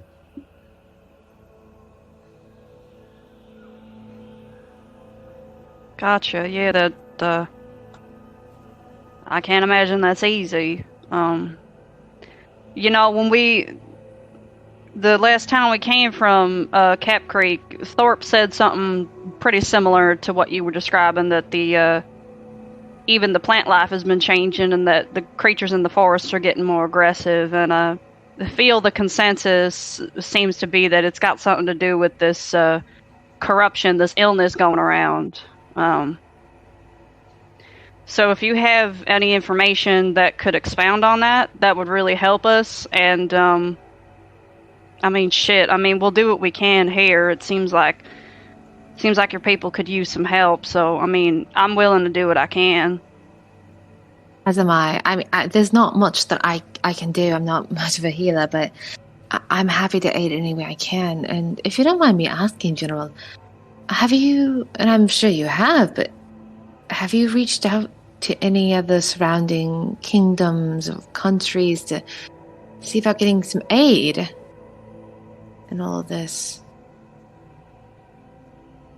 We usually keep in contact with Dornwich. We have a very strong connection with our neighboring city, which is your next destination stop beyond this fort. They offer aid in the form of food, but as it has been getting harder to send transports between cities and between forts, it is more difficult for aid to actually arrive safely this past year. So we do get aid, but it is becoming more and more scarce as it becomes more and more dangerous. Well, in that case, I know for a fact that I can help you, at least with getting contact. It just so happens I have invented a little tool that will allow you to send long-distance messages and without interference. But my parents, I don't know if they really knew your great-grandmother, but they also fought in the war. And I would like to speak more with you about that later, but I will say on their behalf, if you ever need aid here at Fort Jan, you have the aid of the Starweaver family. I appreciate that. Thank you. Thank you both. Thank you all for any help that you are willing to give us. Let me take you to our medical tent so I can further explain the research that we have done on this corruption. That sounds good. And if you need anything, I do happen to be a healer, so I noticed you got a couple of healers in the tent already, but another, if you pardon the pun, another lay on hands can't ever hurt. We can take all the healing that we can get, and you can definitely speak with our clerics, Kaylin and Jezebel, to see if there's anything that you can do. She kind of leads you all back out the door and immediately out into the left towards the medical tent. As you all approach these quickly put together, it looks like it's not a very professional looking tent. It looks like it is just kind of put together as quickly as possible. As you kind of look around and observe everything that's happening in here, you see everybody, you see these two clerics who were previously identified as Kaylin and Jezebel, kind of going from person to person. There's 20 people outstretched onto cots with that are clutching their stomachs, who are sweating and pale. And as you all get up closer to investigate and look and see what's going on, you all see that their veins are no longer the bluish hue that they normally are. Instead, they are that black, veiny, creeping darkness that you saw on those critters in Cap Creek. And you all immediately infer that these people are infected as well. And you see General Mossy, as you kind of all are looking over all of these people, the general kind of starts to explain. She speaks up. She says, "These are our last two clerics. We had 3 in total. We have more who are studying, but they're just not strong enough to take on a corruption this strong. These people were all attacked by these creatures who continue to attack our fort, and they have fallen ill to this corruption that we continuously see infecting the wilds out here, infecting the plants, and affecting these mega fauna out here as well. The only thing that our clerics have discovered that can help in healing these people and fully stopping them from this corruption from fully overtaking their bodies is a lesser restoration. That's the only spell that we have found that seems to work to clear this disease. And unfortunately, after a few days, if we do not get to them, we just don't have the manpower to use to just heal everybody after such a large-scale attack. If we don't get the opportunity to heal these people, they go mad. They lash out against their family, against us, their comrades, their brothers. We have no choice but to protect ourselves. Yeah, of course. Sometimes you gotta do the hard thing. And Encina says that really softly and just kind of, you can see that there's a sort of pain in her eyes when she says that. And she looks at General Mossy and she says, well, unfortunately, I don't happen to know the lesser restoration spell, but if there's anything you could think of that we could do in the meantime to help these people, like I said, just let us know. And like I said, I'll be willing to use my lay on hands for a couple of people if that would be all right. If you think that would help, if not, that's all right too. Absolutely. We do still have wounded who could use some general healing closer to our blacksmiths. But you could absolutely, any is greatly appreciated. All right. Well, then I can definitely do that for you. Thank you so much. And she continues to kind of like go a little bit deeper into like detailings of like some of the things that she's found. She has found that there is like correlation between like the larger creatures that are infected with this corruption all the way down to the small critters and bugs that are also infected. That it comes from something small, and they haven't quite identified where it comes from exactly, but it comes from something small. Like it's like comes from like it has something to do with like the food chain and how it works. And they kind of like come to this conclusion that like it infects this wildlife, it kind of overtakes and changes their brains and forces them to do outlandish and wild, violent things, attacking creatures that they would not normally attack and eating things that they would not normally eat, therefore spreading the disease to other creatures as well. They have found small creatures like gophers who are infected. They have seen that there have been plants that have been infected, all the way to the large super megafauna that roam these forests, the same ones where their heads touch the canopies. They have seen similarities in all of those corruptions. It is the same dark, inky black veins that show up underneath the skin of these creatures. Upon further explanation as well, Mossy reveals that when a person is infected with this corruption, after 4 days, if the person is not healed, they also turn wild and feral and start attacking the people around them. So with all of this information, you guys kind of go around, start kind of like healing and like learning and taking in this fort and understanding the history that comes behind this as well, and the people who were here and are here. And you're fed food, and as the sun starts to get a little bit later in the day, is there anything that anyone would like to do here in the fort as the day is starting to kind of like wrap up? The sun is kind of getting close to setting. You guys have all had a hearty, healthy meal. Everything here is like clean and fresh, and everything has been blessed by the clerics. And also some of the knights as well have some like healing and blessing powers as well to help clean the food.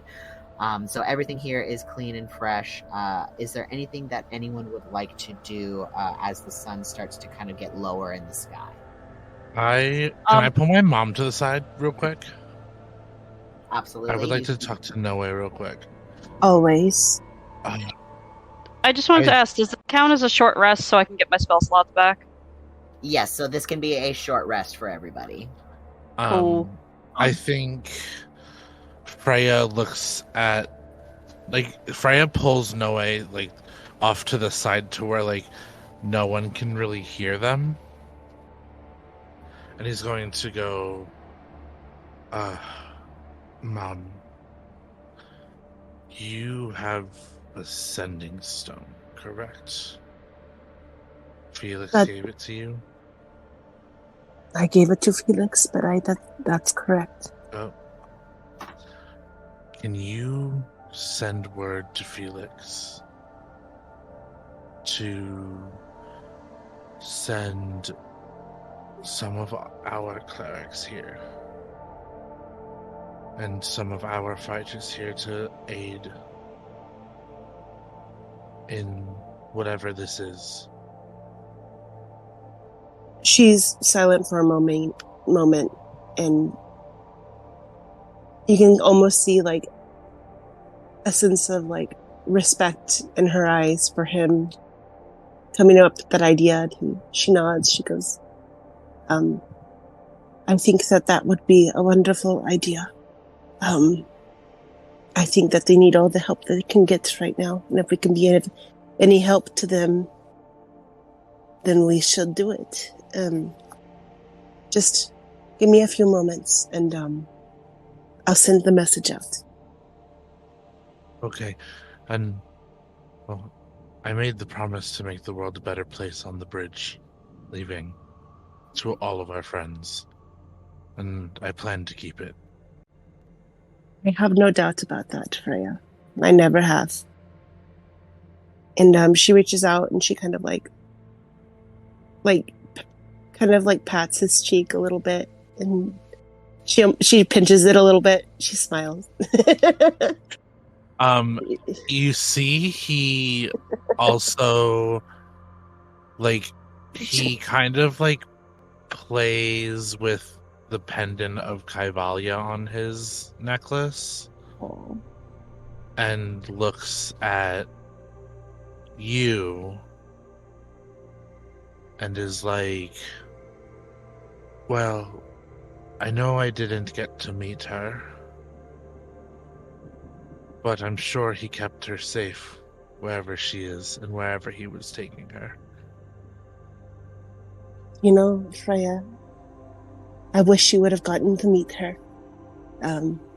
It's not her who needs the protection, but perhaps she's helping protect him. That's how I hope so, anyway. Yes. She was the bravest person I've ever known. And did you know, Janice, he was my firstborn, and she wanted to be there for his birth, and she was not able to because she was fighting a war that I was not able to be present for. So you named him after her. It's the least I could have done. And the highest honor that I could have given. She would have loved all of you kids had she gotten the chance to get to know you. You really sure about that with Janice? You got to give your brother some slack. Yeah. You, all of my children, have their strengths, Freya. Know that. You may not see it in Janice, and between you and I don't think Janice sees it in himself yet. He gets that from his father. But to think that you all get something from me, too. And she, pats him on his chest, and she smiles, and she reaches in for the sending stone in her pocket, and she looks to Freya. Would you like to help me word this? I think for the first time in your son's life, he is happy to do something royalty related. Oh. And she wants to share that with him. Looking at her son and like the man he's becoming, she wants him to have his own journey and his own story, and he wants him to be as much part of this as he wants to be. So she's like, we have to be brief, but we can make it work between the two of us. And then McCuster, well, you know that he will send them out as soon as he is able to. Yes. First, let's figure out numbers. I think 20 clerics is a decent number. And I think we can spare about 20 of our soldiers, too. And if they need more after that, we can send it. 20 soldiers and 20 clerics. And rations as well. Yes. They need supplies. And I understand we don't have much to give, but we can figure something out. I think we should also send some masons so they can fix the walls and make this place a home again. I think that is a wonderful idea. And I think me and you have friends in Dawnwich waiting for us when we go there. Just call it a hunch. I will always trust your hunches, Freya. So you trust that I might have to kill my father, then? No, Freya, stop that. You kind of like see her almost start to laugh. You cannot talk about your father that way. He's not here to hear it, so no, but it's really that bad. Freya, light of my life, please listen. I don't see many things from Eros for me. I understand. And that is perhaps a good thing. And you are your own man, Freya. You're not me or your father. And you never have been. No. And I love that about you. And I love how opinionated you are. I'm so proud of you, my son. But other ears may be listening and may have the wrong idea. And you do not want the wrath of the kingdom against the king's son. That's all I'm saying. Though I will say they were right about the porridge. It does slap. I believe that did I the use term that was correctly? Or was it bussin'? Yes, I believe it was bussing. So let's send this message. Let's do it. And I think they go off to send that message. As a surprise, and a hand held out in trust and friendship for Mossy and for Jam. Awesome. So you work with Noe to send a message back home to get some help here at Fort Jan.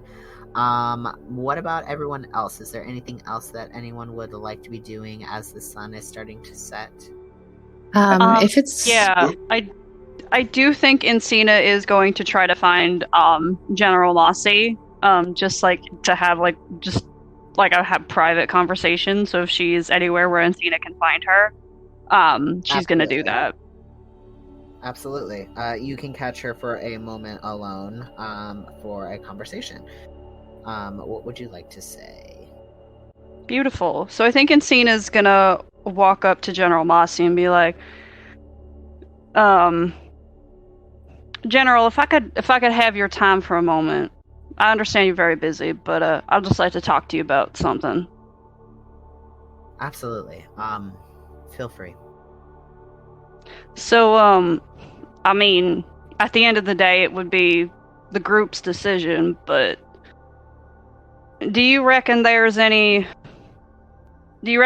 point in us trying to, I don't know, maybe deal with this megaflora that's been attacking you? Is it just one entity, or is it a bunch that have just been kind of giving you guys the run? It has been the bunch. It's been a bunch that has been giving us a lot of trouble. It's no specific group or species that has been giving us the most trouble. We track down those and try and take down those who can cause the most damage, because we really don't want them to do any more damage than there already is. But it's creatures of all shapes and sizes from all different angles of the forest. We haven't been able to pinpoint. There isn't really a pinpoint for where it comes from. It just continues to come. Gotcha. So, in your opinion, and you can be honest with me, would it be better for us to stay here and help you for a little while, or would it be more pertinent for us to continue on our journey from here? Because it doesn't sit right with me to just come here, get information from y'all, and just leave. She kind of looks at you and like saying it doesn't quite feel right to like just get information and continue on the path. She sees the genuine want to help in your eyes. And she looks to you and she says, like, I believe the most help that you can be right now is continuing on this journey and getting Nona's flower into the right hands. Getting it back from those who should not have it and putting it in the right hands. Go ahead and give me an insight check as she says this to you. Certainly.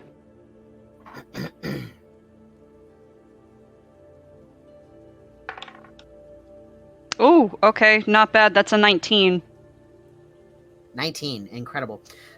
You kind of get the inclination as she's saying this to you that it is very important that the flower is retrieved, but probably not so important that the flower be returned to King Eros. And Cena was literally going to ask and like kind of level with her and be like, listen, and like having that insight. And she kind of like looks at General Mossy with like this knowing kind of inclination in her eyes, and she goes, you know, between you and me, I don't particularly agree that the right hands would be King Eros. And I know that is the intended target. I don't trust him. I don't like him. And I know that's maybe speaking out of turn to say that about our king. And she does very clearly does air quotes when she says king.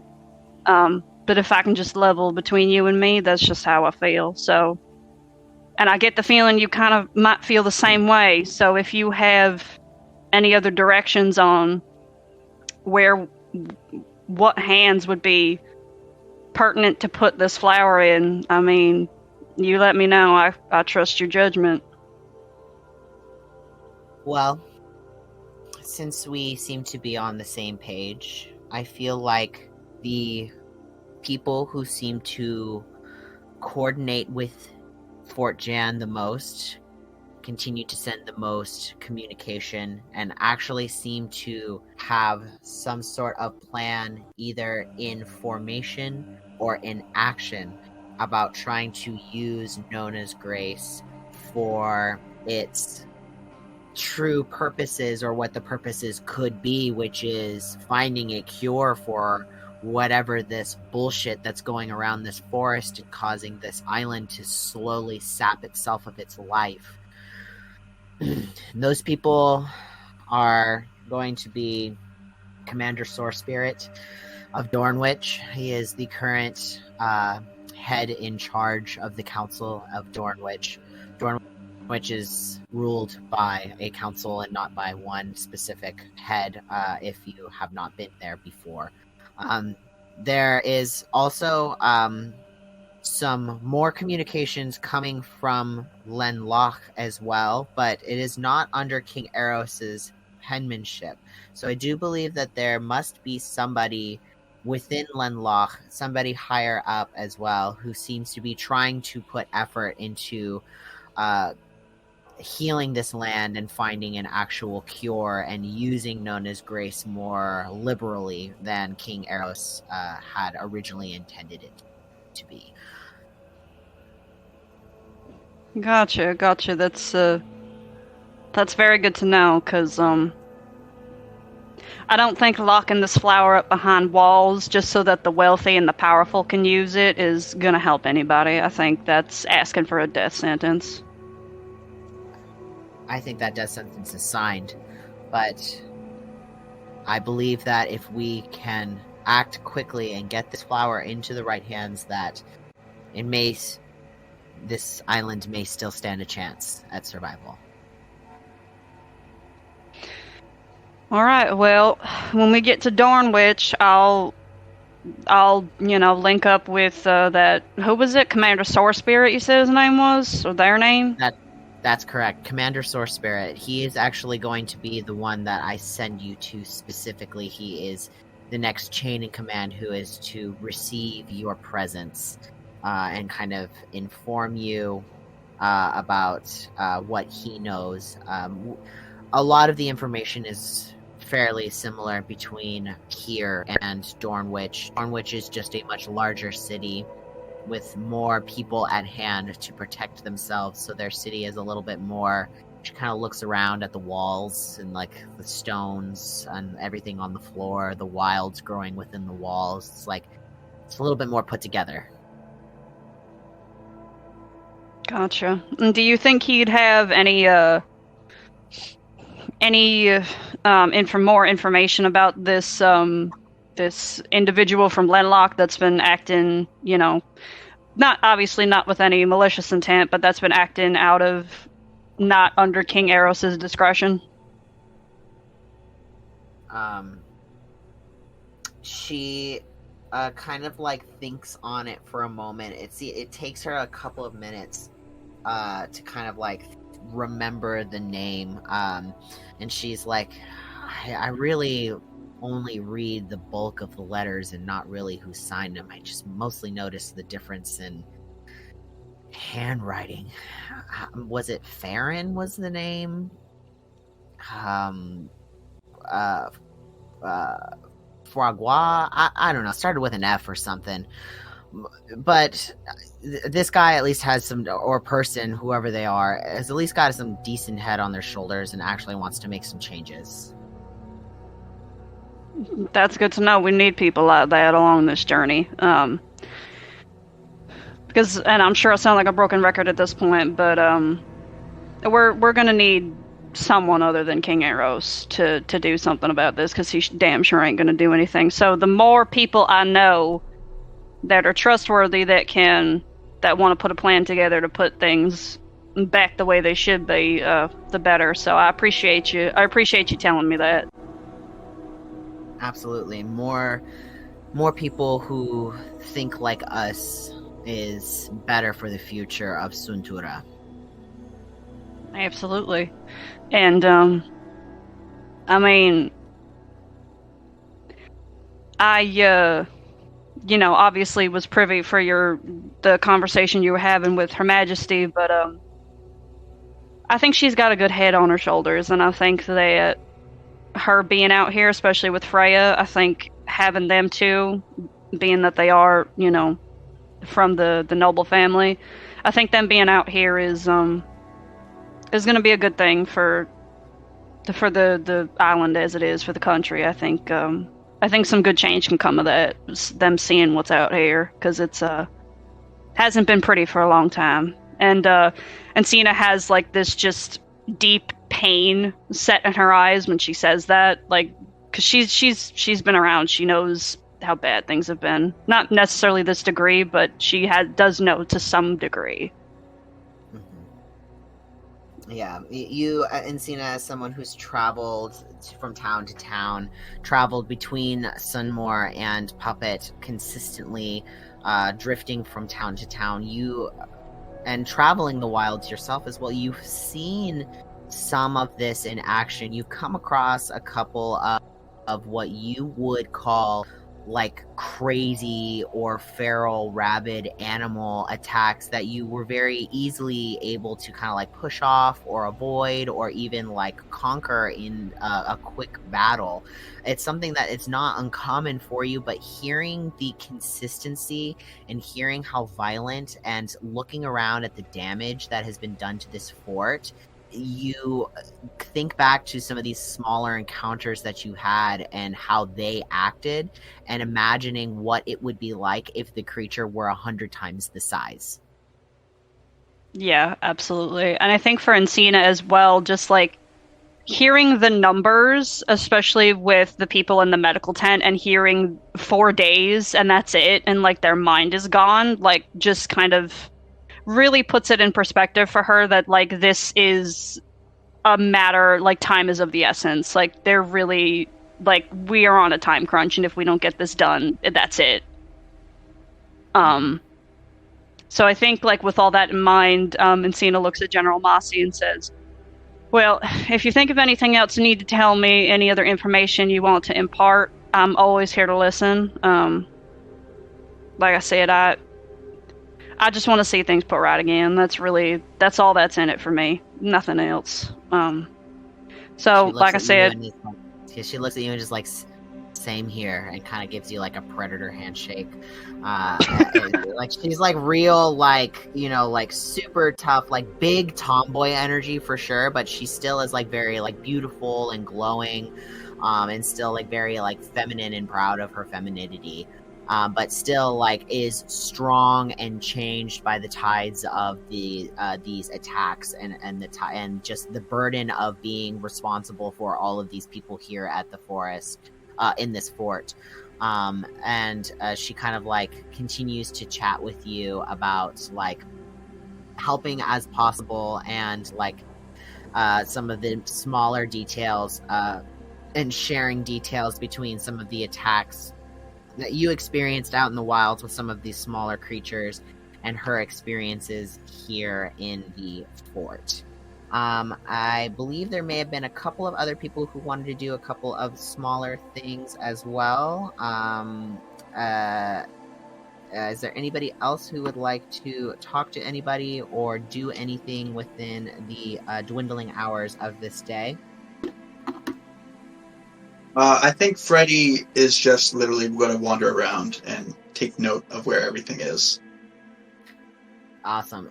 So you kind of like scour around and look at all of the details of some of the damage that has been done and where. Yeah, I want to see.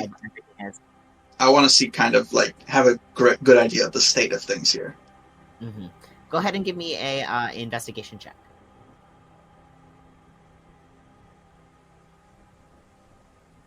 That be a nat 20, baby. Nat 20. Yes. Yeah, there we go. I would like to use blood dice. Let's go. Get it up there. Give me that grand total. Let's see. 21. Beautiful. So you are with a nat 20 and also using blood dice to kind of give you that extra boost as well. You look around. This place is really being held together by the wilds that are also destroying this place. It is like you look and you see like shambles of what was here. It is like falling apart. There used to be some sort of ceiling in certain areas of this like large courtyard that you're standing in. Pieces of the wall are missing where you can just see straight out into the wilds. That through like peaks of the trees and bushes that are kind of growing within that area. It looks like this place sees attacks and like from either wilds or other sources, at least once a week, if not 2 to 3 times a week. It is consistently a wartime here. Everybody is like looking around and kind of looking at the faces of these knights who are kind of sitting around and recovering, and some of the knights who are standing guard on the walls. They all look dead tired. They are like exhausted. They are working long, like 16-hour shifts, and then they get a break to eat and like rest, and then right back to work. They are consistently defending this fort from falling apart more than it already has. Looking around, General Mossy looks to be exhausted just by life and the hands that she is like dealt in this, like, you know, with everything that has happened and is continuing to happen around her. She looks exhausted, but is holding out and putting a very strong face on for everybody who is around. You're looking around, there are not just knights and clerics and other people here, there are full families here, people who live and like will die here in this fort because this is their home, this is where they choose to live. Wanderers from all parts of this island who choose to call Fort Jan their home. Families, children, older people. You don't see a ton of like elderly as you're walking around. Mostly like the older in age that you see is maybe 60, and that's kind of pushing it.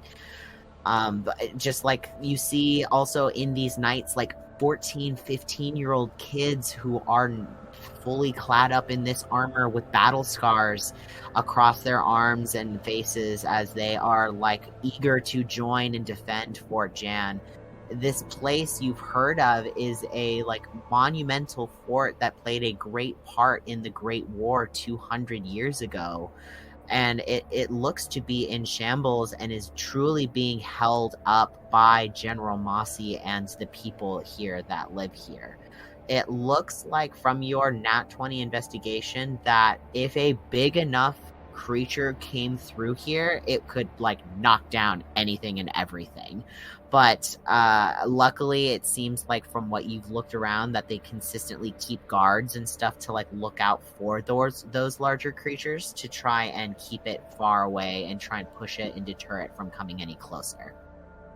Is there anything else that you want to specifically look for with that Nat 20? No, I think that's mostly it. I'll probably just make note of where everything is, basically, mentally. A map will be pictured for you all to get a more accurate kind of readout of how things look for the next episode. Is there anything else for you, before I ask if there's anybody else? No, I think that will be mostly it. If once Ar's done with his walk, he'll go back probably to the infirmary and see if he can assist the two people. Awesome. So you go back and you start assisting as to the best of your ability after investigating the fort. Is there anybody else that would like to do something with this sunset, with this time? I think Oriana, I know she definitely needs to speak to the general, but I think she'll hold off on that for the time being. I know that since she got there, there's been like this sense of wanting to help but not really sure how she can. She knows nothing of this world. She's not sure how she can aid them anyway, but there is things that she does know, and that is she knows how defend herself, but she also understands machinery. So I think what she'll do is she walks around for a little bit, and then I think she'll look for someone who's either high up in the guard or probably the head of the guard. And I think she wants to seek them out to have a chat with them and see if maybe she could aid in improving the armory. Absolutely. You head over to like the blacksmithery area, and you chat with. There are a total of 4 blacksmiths over there who introduce themselves to you as Garrick, Astrid, Valeria, and Bram.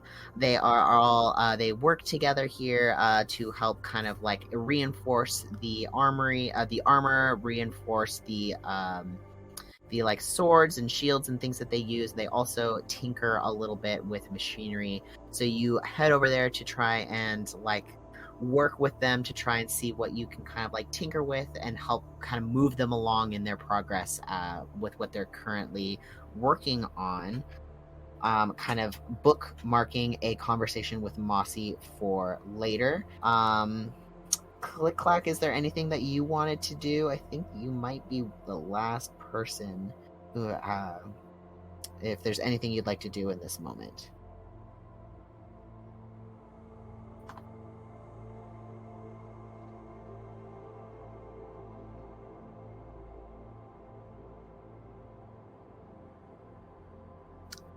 Click Clack, Liz, is there anything that you would like to do as the sun is setting? I believe you're the last PC to see if there's anything you'd like to do here at Fort Jan as the sun is setting. I haven't done anything. Oh, my bad. I'm sorry. Is there anything you'd like to do as well? This is gonna sound weird, but I did want to go taste the injured people's blood. Okie dokie. You can absolutely do that. You walk in to there is 20 people who are laid about in cots, kind of clutching their stomachs. Upon like further investigation, there is also a large orc person who is also here and looks sickly as well. You see the two clerics who are also in here, Kaelin and Jezebel. You want to come in and taste the blood of one of the injured and infected people. So go ahead and give me a Constitution saving throw. One day I'll get trained in Constitution savings. One day. One day.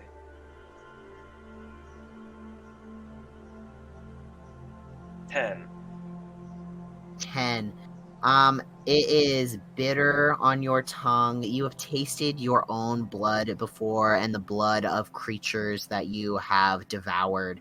It is the same bitterness, but this is as if someone mixed blood and ink together. It has this like tongue coating effect that you can't quite get the taste off of your tongue no matter how much you scrape the taste and the taste buds off of your tongue to try and get this flavor off. It does not taste like the creatures you've devoured before or the blood of your own that has been spilt from your trials in the Feywild.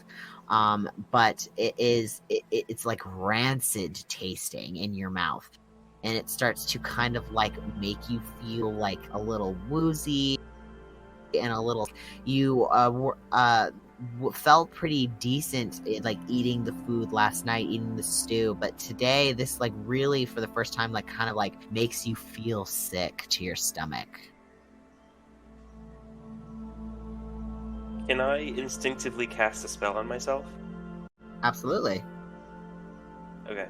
I'm going to give myself enhance ability. Mm-hmm.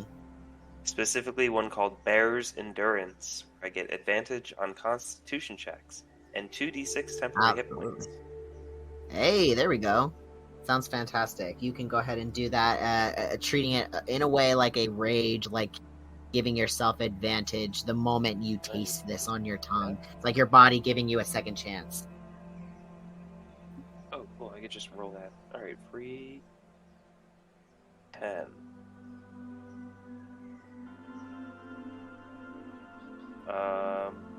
Lasts for an hour. And I want to give it another taste and see if I can't, like, identify what it specifically is. Absolutely.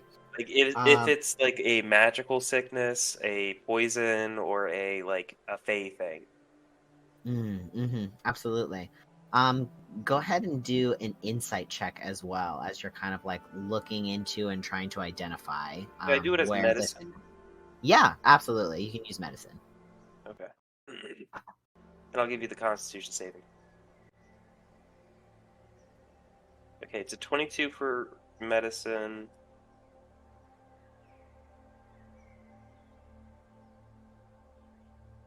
And a 19 for a Constitution save. Amazing. So you... I do look a little bit more hairy, though. Like, I grow bear fur. Yeah, you... very kind of like similar to how Ponyo will slip in between her fish form and her human form. You kind of like puff out a little bit, fur kind of growing from your arm hair kind of growing and extending, your cheeks getting fuzzy, your hands getting fuzzy, your nails extending as you just like dig in to this feeling of like your body needing to overcome this and also understand this as well in this moment. Your connection with nature and your need to understand what is harming nature helps you better understand what's going on within this moment. And you get the sense that you succeed on your Constitution saving throw, so the sickness goes away, your stomach begins to ease itself, no longer curdling, no longer feeling sick to your stomach. The gold coins are no longer reacting to this blood that is in your system and in your stomach. And you start to kind of like... I got the cure, guys. It's gold coins. Just starting putting gold coins in everybody's mouth. You start to kind of try and identify like what's going on here, like where this is coming from. Is this magical? Is this fey? What is this? It's not fey by any means, and it is not magical by any means. This, from your best knowledge and from your knowledge of the world and the way that you dissect things, this is, to your best knowledge, what was that on the medicine again? It was like a 22 or something? Yeah, medicine check 22. To your best knowledge, this is closer to a plague than it is like a magical, like something magical or something fey. Something within the ecosystem here on Suntura is rotten. Something within the ecosystem, something within the food chain is causing the beginning of this plague. There, it must start somewhere, like other plagues start from smaller creatures like gerbils or smaller insect stuff. So you think it could possibly come from something like that. You're starting somewhere small. It's got to come from somewhere, because thinking it's infecting creatures of all size, from like bugs you've heard like fox-sized creatures being described, as well as the taller creatures that you have yet to come across, the ones who reach the tops of the trees. So it's got to be something small that's causing it, and you think it might be a creature, something like a live creature is causing this. I shot you a little question.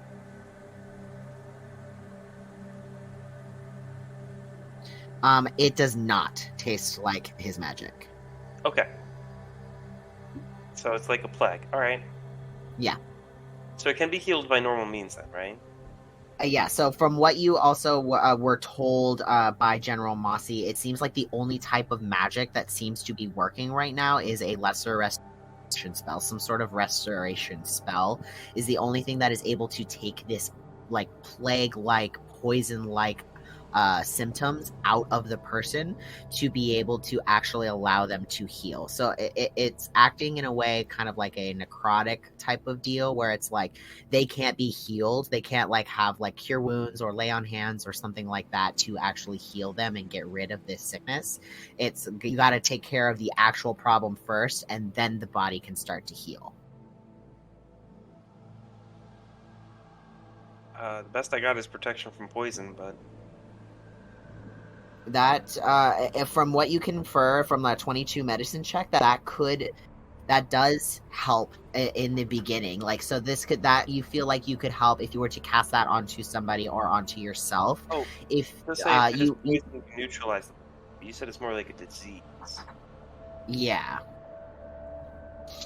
it's more like necrotic rather than poison specifically. But it you feel like the protection from the poison though, because there's really no like spell like protection from necrotic energy. I'm treating like protection from poison and like purify food and drink and things of that nature work in protection against the disease that is acting here on Suntura. So casting that spell on yourself or casting it on somebody would help in the event if a person were, say, you heard General Mossy say that people have gone feral and attacked other people, and then those people got sick. That could help possibly protect yourself or others against something like that happening. Okay. I'm happy with this outcome. Yeah, all good things. Lots of information. You said Encina was also in this tent with me, right? I believe R is in this tent. Encina has been coming in and out of this tent as well. I mean, from somebody just looking on to what I'm doing, it looked like I just like ate somebody's blood and then turned into a half bear. Yeah, so I just want to say. Yeah, so Freddy and Encina see that, or at least Freddy actually. I am going to be completely honest and say that Encina's just watched Woe do so many weird things that she just kind of looks at Woe and kind of shrugs, and it's that thing of like, this may as well happen. Freddy's gonna try and collect like a vial or two of blood. Oh my god! Defeat me later. When we need to go bear mode. We'll see. Do you have vials or anything? Do you want to ask the clerics to see if they have vials? You're just gonna have loose blood? Just in his pocket. You are in a medical tent. There's probably some kind of vial. I'm gonna ask the two nurses if I could borrow some stuff. Why are you asking now? Just steal them. I was gonna say, you might have better luck stealing. Not that I probably have stealing. a water skin on you. Oh, I do actually have a water skin, but why are you carrying water skin of blood? That's way too much. I have a water skin, like a full liter of blood. Yeah. Wait a minute, we got potions from the king, right? Of miscellaneous blood. You don't know that blood type. Yeah, dump out that potion. I don't need it. I need the blood. Alright, you jump out. I believe it was probably also like a greater healing potion onto the floor. We don't need that shit. Fill it we with do blood. death rolls in this house. You're welcome to like try and steal a vial, like easy perception, and like I'll just say there's vials in here if you want to like not waste the potion. Yeah. Just use the potion on somebody. You know. No, this is for me. Sleight of hand some of their blood into Not, the vial. not even just gonna pour it on a patient. Like, here you go, buddy. Just dump it on the one's for right you. in front of them. It's like, if only I had a healing potion. You're just dumping it in front of them. It's like, this could save your life. Their own blood in front of them. I want one of these. No, I'm just gonna steal one. That's easier. That seems more Freddy's speed. Let's just steal one. Fantastic. Just give me a sleight of hand. There we go. Does Encina see Freddy stealing the blood? No. More than likely, yeah. You're 22. 22? Oh yeah, you easily grab a couple vials for yourself. I'm not gonna grab a lot of blood. I'm not milking these people. Just 2 vials. Squeeze Awesome. your wounds. You just pick a random patient and play doctor and take a couple vials of blood and store that in your use minor bag. illusion to give myself one of those like masks. Encina's gonna like walk over to Freddy, not like in any accusatory way, but just like with a brow kind of cocked and be like, buddy, can I just ask what's the goal here? I'm really having a hard time understanding. Well, it seems that this blood has some kind of effect on Woe. Did you not just see him or them transform into half-bear form? I mean, listen, if Woe wants to transform into a half-bear, that's her business. I'm not asking this about way that. we'll have blood ready for her when she wants to. Encina's just You gonna make this like Encina's literally doing the fucking algorithm meme and just turns to look at Woe and just very like inquisitive, like just trying to understand. Looks at Woe and goes, "Sweetheart, does the blood turn you into a bear, or can you just do bear things? I'm just trying to understand." I get very embarrassed. Oh no!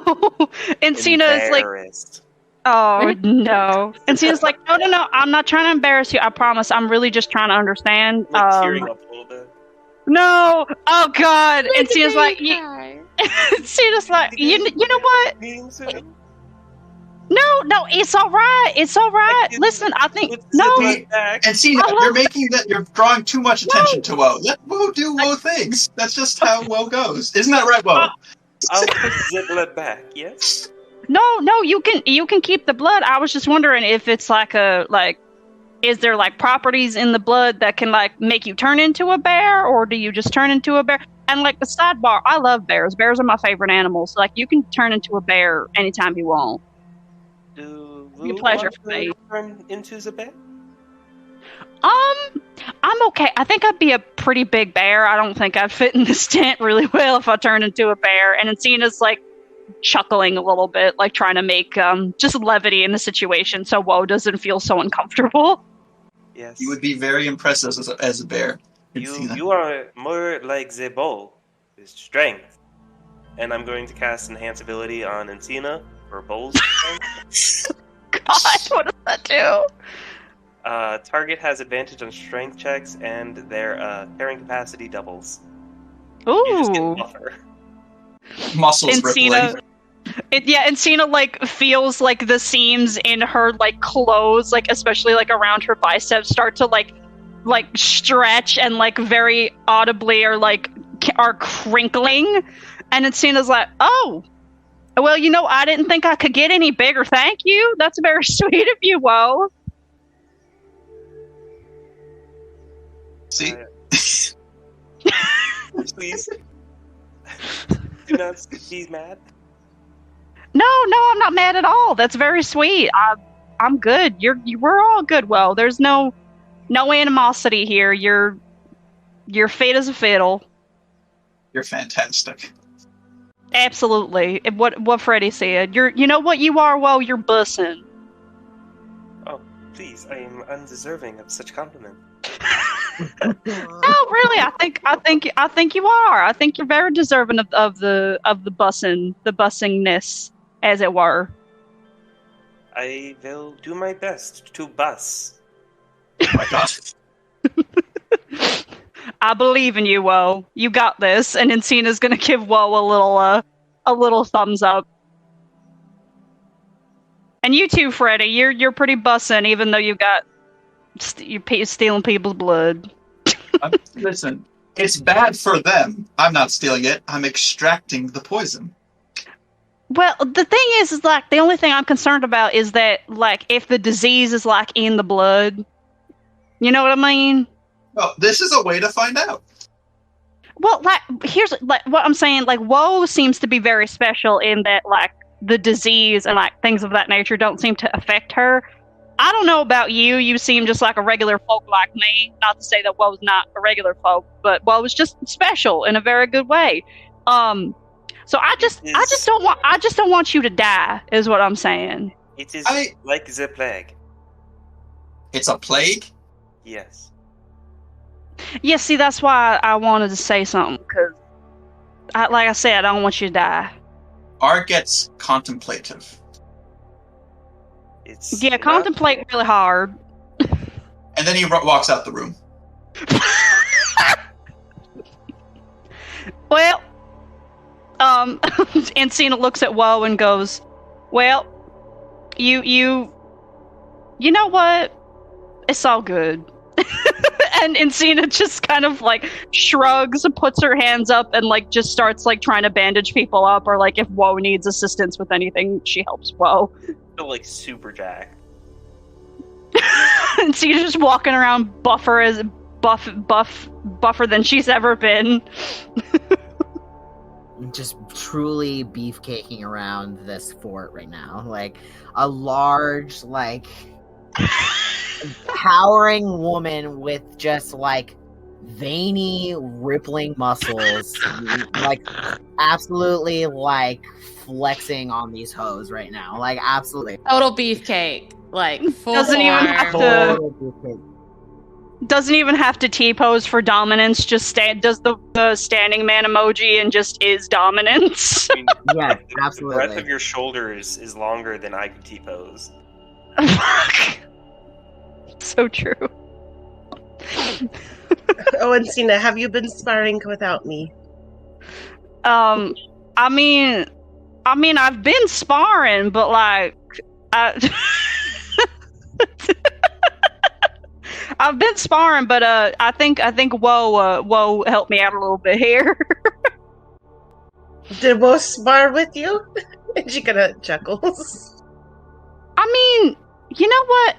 That's interesting. Woe would be very interesting to see in a fight. Now that I think about it. Well, sweetheart, would you like to practice with us one morning? Fights for fun? Fight for fun and for practice? No thanks. Oh, okay. Well, you don't have to. You kind of just see like Freya flexing to himself, comparing himself to There's no comparison, bro. I'm so sorry. I like to imagine that Oriana is like halfway across the courtyard and she's like messing with something and she looks over and she just sees Encina like 3 times the muscle. You see Woe half bare. You see Freddy with like this vial of blood, and like Freya just kind of insecurely looking at his muscles, and she's just like, "What the hell is happening?" Yeah, this is the gang. This is the gang. These are the heroes. This is the circus. This is the monkeys. 7, by the way, we're chosen. These are the chosen. Yeah, like Freya probably goes up to Encina, is like flexing next to her arm, and is like, "Fuck, how?" Encina looks at Freya and with like truly just the gentlest of taps, just trying not to knock him over with this like new buff that she has, and just like with one finger just like kind of like taps him reassuringly on the shoulder, and she's like, "You know what? It's your first time out in the wild. Just keep it up. Like, you know, you'll definitely gain some muscle mass walking around these wilds." One day you too will be busted. Freya falls over. And so he's like, "Oh, god damn it, that's exactly what I didn't want to happen. I'm sorry." And she offers a hand. He gets up and goes, "I'm just kidding." All right. Just joshing me? Yeah. Oh, yeah. Who's Josh? And, You see, that one I understood. That one I understood. I understood joshing. And you see Oriana kind of walking over, and she's just like covered in like oil from like messing with machinery. Like her hair is like normally like snow white, but you see like splotches of like oil in it and like dust where she's like been like in the machines, and she's just like, I decided to come over because I heard the commotion. And what did I miss? Welcome to the circus. These are your monkeys. That's Encina just says that to Oriana with a big grin on her face. I am not a monkey. No, you look like a little I bit. am also not a monkey. Well, that's fair. I mean, I'm not a monkey. It was a turn of phrase. Not one I do know. Is Josh a monkey? He could be, I suppose. Now, see, Josh is my cousin, but he could be a monkey. I think today has been long enough, and we should all get some rest. I agree. After a quick bath, I have been working with the blacksmiths. They have a very technology here. They have plenty of great weapons to defend themselves, and I'm very excited to use them if the time comes. Yes, I She looks down at herself, her clothes completely soiled. She's soiled. She's like, I'm going to find a bath. As you guys are all kind of like mingling and talking amongst yourselves in the courtyard, you see that people are kind of continuing to do the same. You find yourselves out here for a good amount of time, close to about an hour, chatting with yourselves out here and kind of like looking upon this circus and all the monkeys that are within it. And after a while, you hear a scream come from the medical tent. Oh shit! Well, we're going over there. Yeah, Encina's on it. You hear scream come from there and commotion coming from there. You see the sides of the tent start to move and shake as commotion comes from there. And as you all reach, General Mossy following close behind, the knights quickly putting on their armor and grabbing their swords. They all reach over. You see the 20 sick people, all with glazed eyes looking over at you, with the two clerics down on the floor, protecting themselves with their arms over their face as these people are up, moving, and attacking. Everybody, roll initiative. Yes. What the fuck? Hey. And that is where we are going to end this episode. Everybody tune in next week for the first combat of Fodum Sept. We were going to be diving into this hot mess of monkeys in this circus and getting to see all of the cool things that all of our PCs have in store for combat. Thank you so much for listening in to this episode. We've got quite a few episodes left of this little mini series coming to you. A lot of twists and turns still to come. You can find this podcast wherever you listen to podcasts. Derek, is there anything else you'd like to add on? You follow us on all of our social medias. We have Instagram, TikTok. We have a Facebook page. You can look us up. Not that we really use it. And Twitter. Pay attention to those for any kind of announcements, for any different things that we are doing. And pay attention in the summer, because after Fodum Sept, we are a step closer to Campaign 2, Defiance. And we shall see you next week. See you all next week. Bye-bye. Bye!